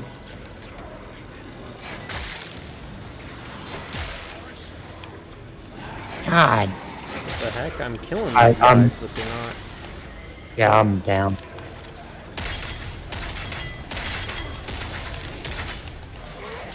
Yeah, I'm Didn't realize there was a big guy over there. I thought the two AI guys were with you, so I figured. They were. Did not do me any good. It was my own fault for kept trying to kill the guy with the shield, and I was shooting. There's a medkit station thing over here. Let's see that instead. But yeah, I'm coming. There's a sniper.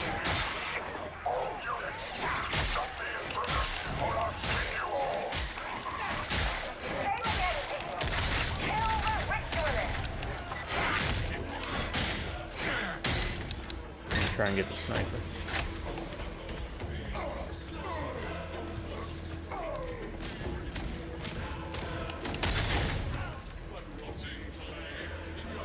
Alright, we gotta kill the guys with the little green tendrils coming from them.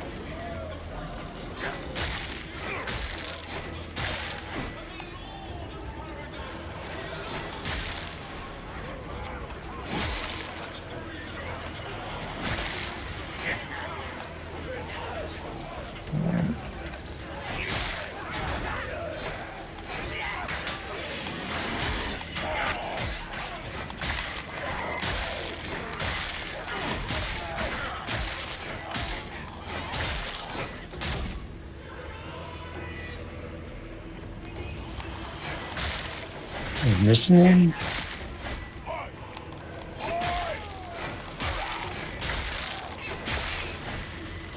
Yeah, I don't know, I just never been a huge fan of Caddyshack.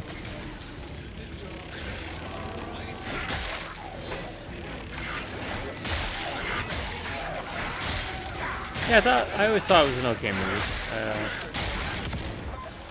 I think overquoted at times.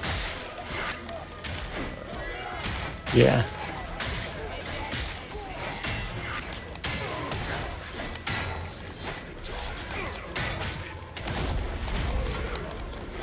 I'm down again. Shit.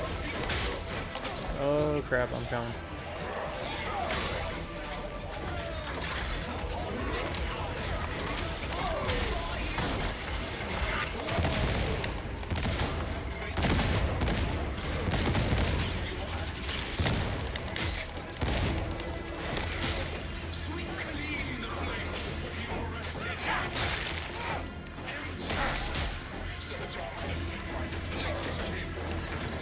Alright, these shield guys, that... Oh, No, I got netted. Not good. the damn guy with the shield.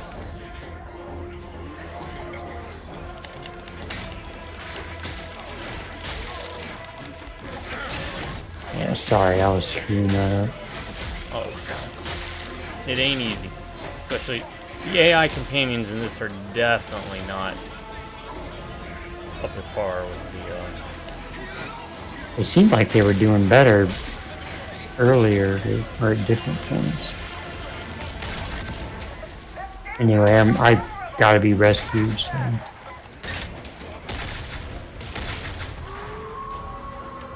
Oh, great.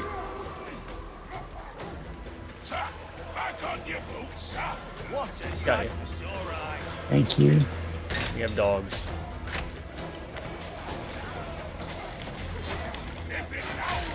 I will lay down this kit, so just hang out here and I'll get the other one. Not here though.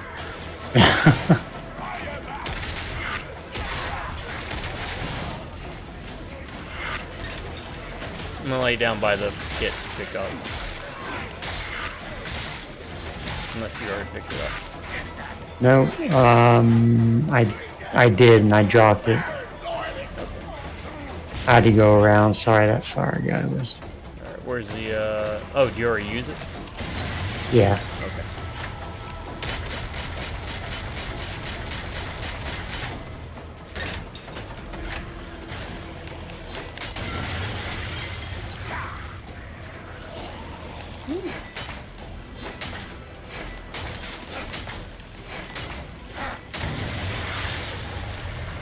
That would seem to be that.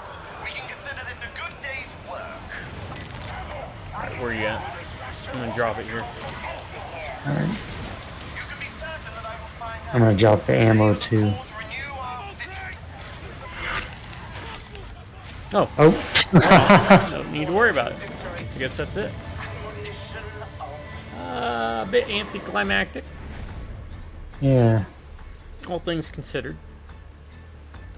I'd have assumed we'd have A lot of faced off balls. against that Captain Wolf or whatever. Or was he on our side? I wasn't really paying I attention. wasn't paying attention either. I thought he was the guy that they were pissed at. Right off of this.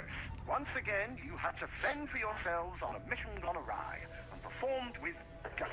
Not only did you put an end to the ritual, but we also have a name to put to our pains. Admonition. Yeah.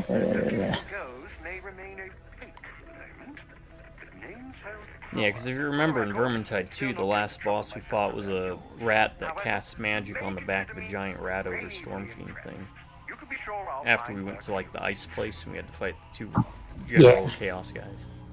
Yeah, the bosses in Vermintide were definitely. Yeah, the brother-sister fight was neat. Yeah, that was pretty cool. That was probably the highlight, I think, of the combat of this game. Yeah. It was the one that felt the most, at least some mechanically, Yeah. engaging elements. Yeah. Oh, look, it's this guy, I guess? I don't know who this guy is.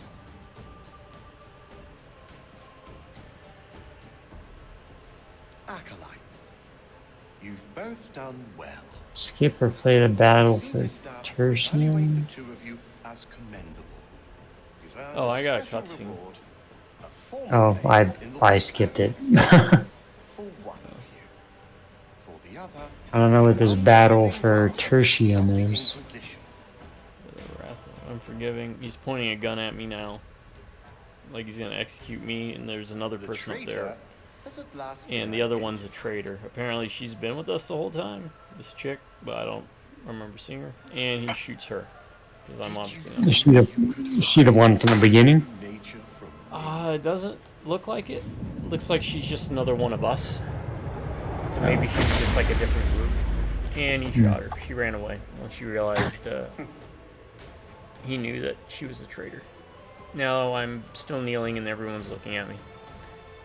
Of you, Acolyte, I have no more doubts. You served me well and you will continue to You do so. served me well. You're welcome.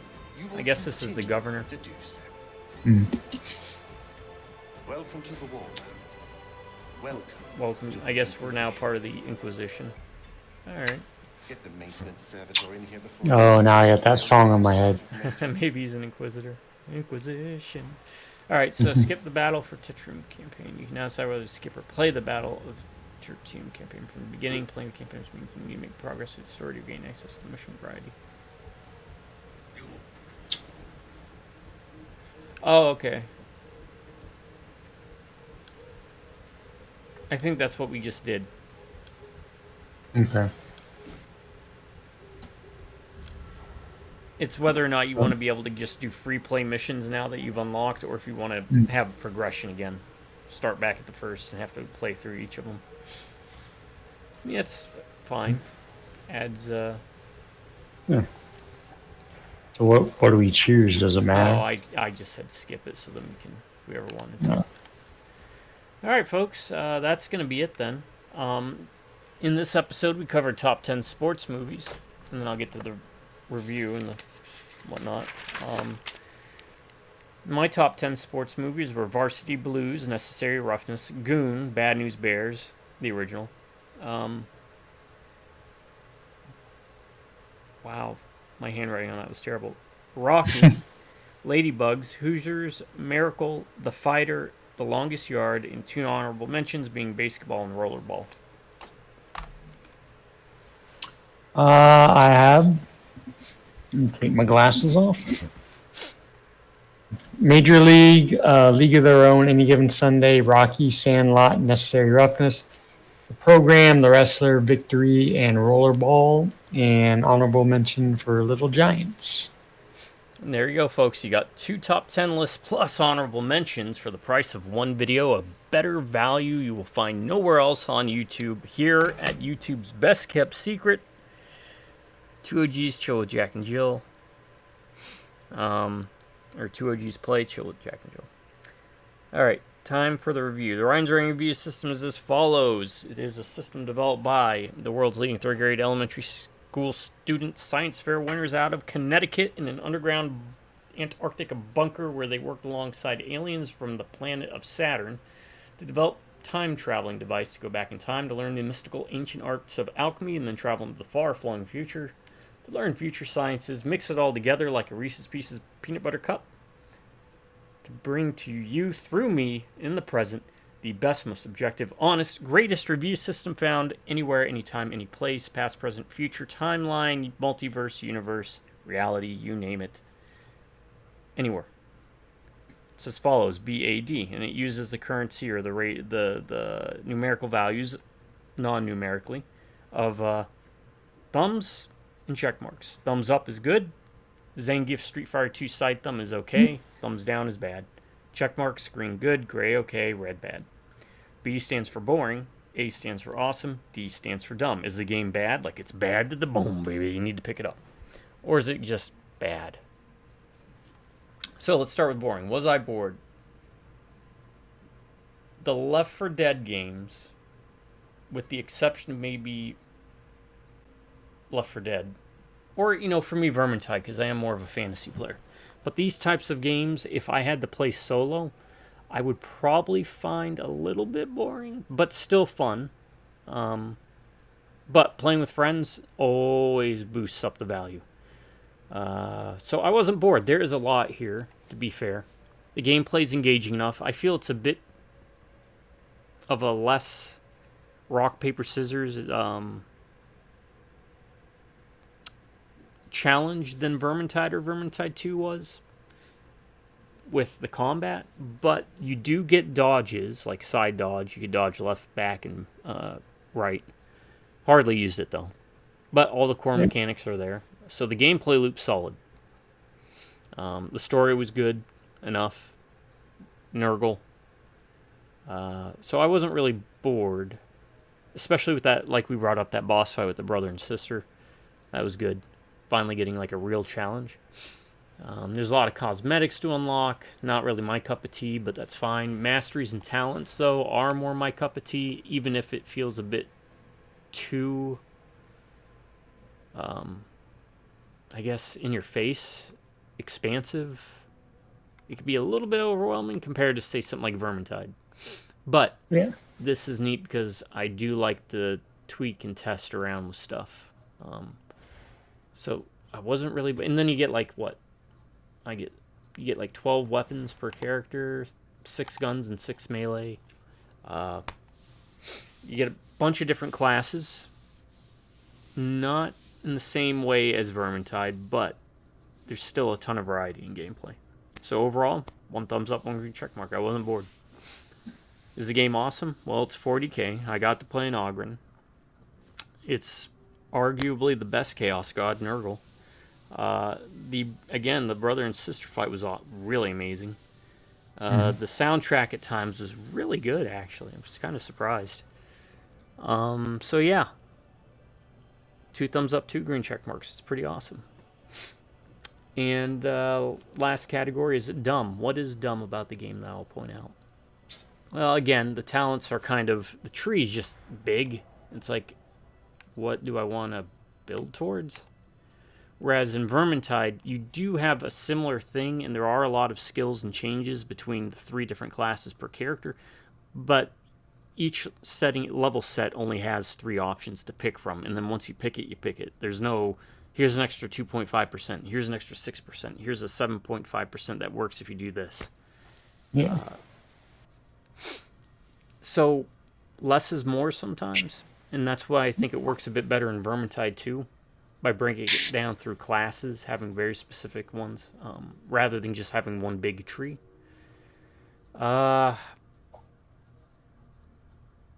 Vermintide also works in that the area for you to move around in and interact with in the home base is very small. In the first Vermintide, it was a tavern, which was like 2 rooms. In Vermintide 2, it was an abandoned, crumbling keep, where really you only had to go to like 2 spots.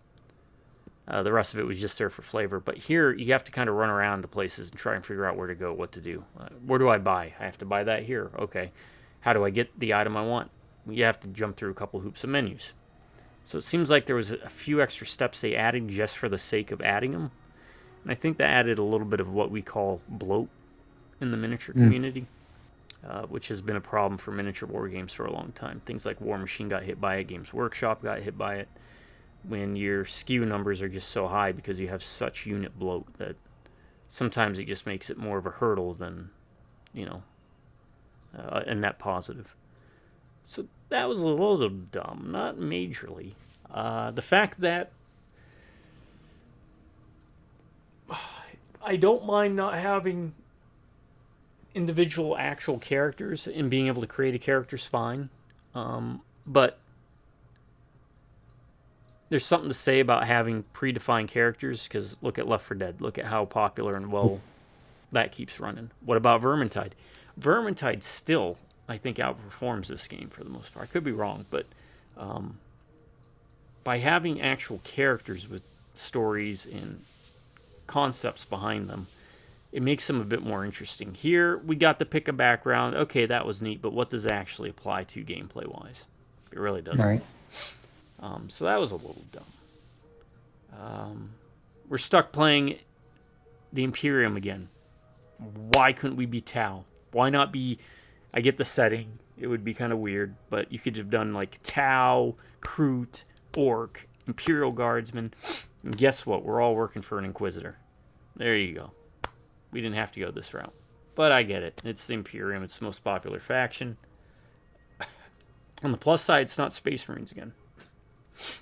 But everything played well. I only had that one crash the entire time playing, so that's definitely a plus.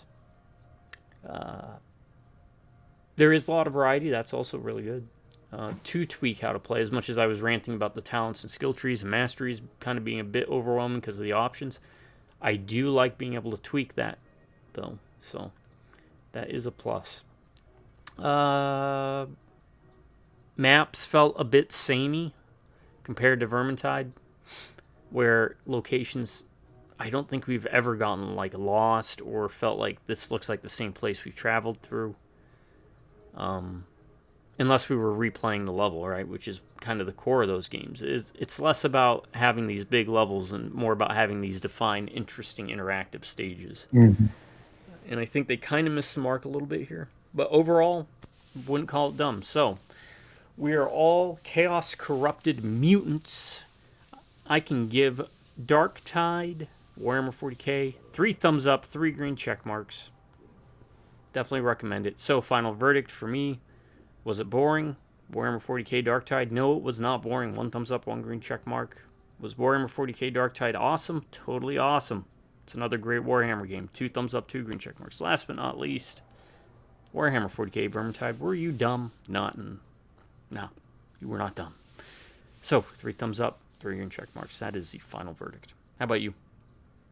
Yeah, I was entertained. Pretty much mirroring everything you said. It's lacking the flavor, the atmosphere, the personality of Vermintide, I guess. Weapon choice was nice. So you do give you a lot of weapon choices, but on the flip side, like you said, the skill tree thing was kind of convoluted. I mean, we're not dumb. We can understand it, but it just seemed unnecessarily convoluted.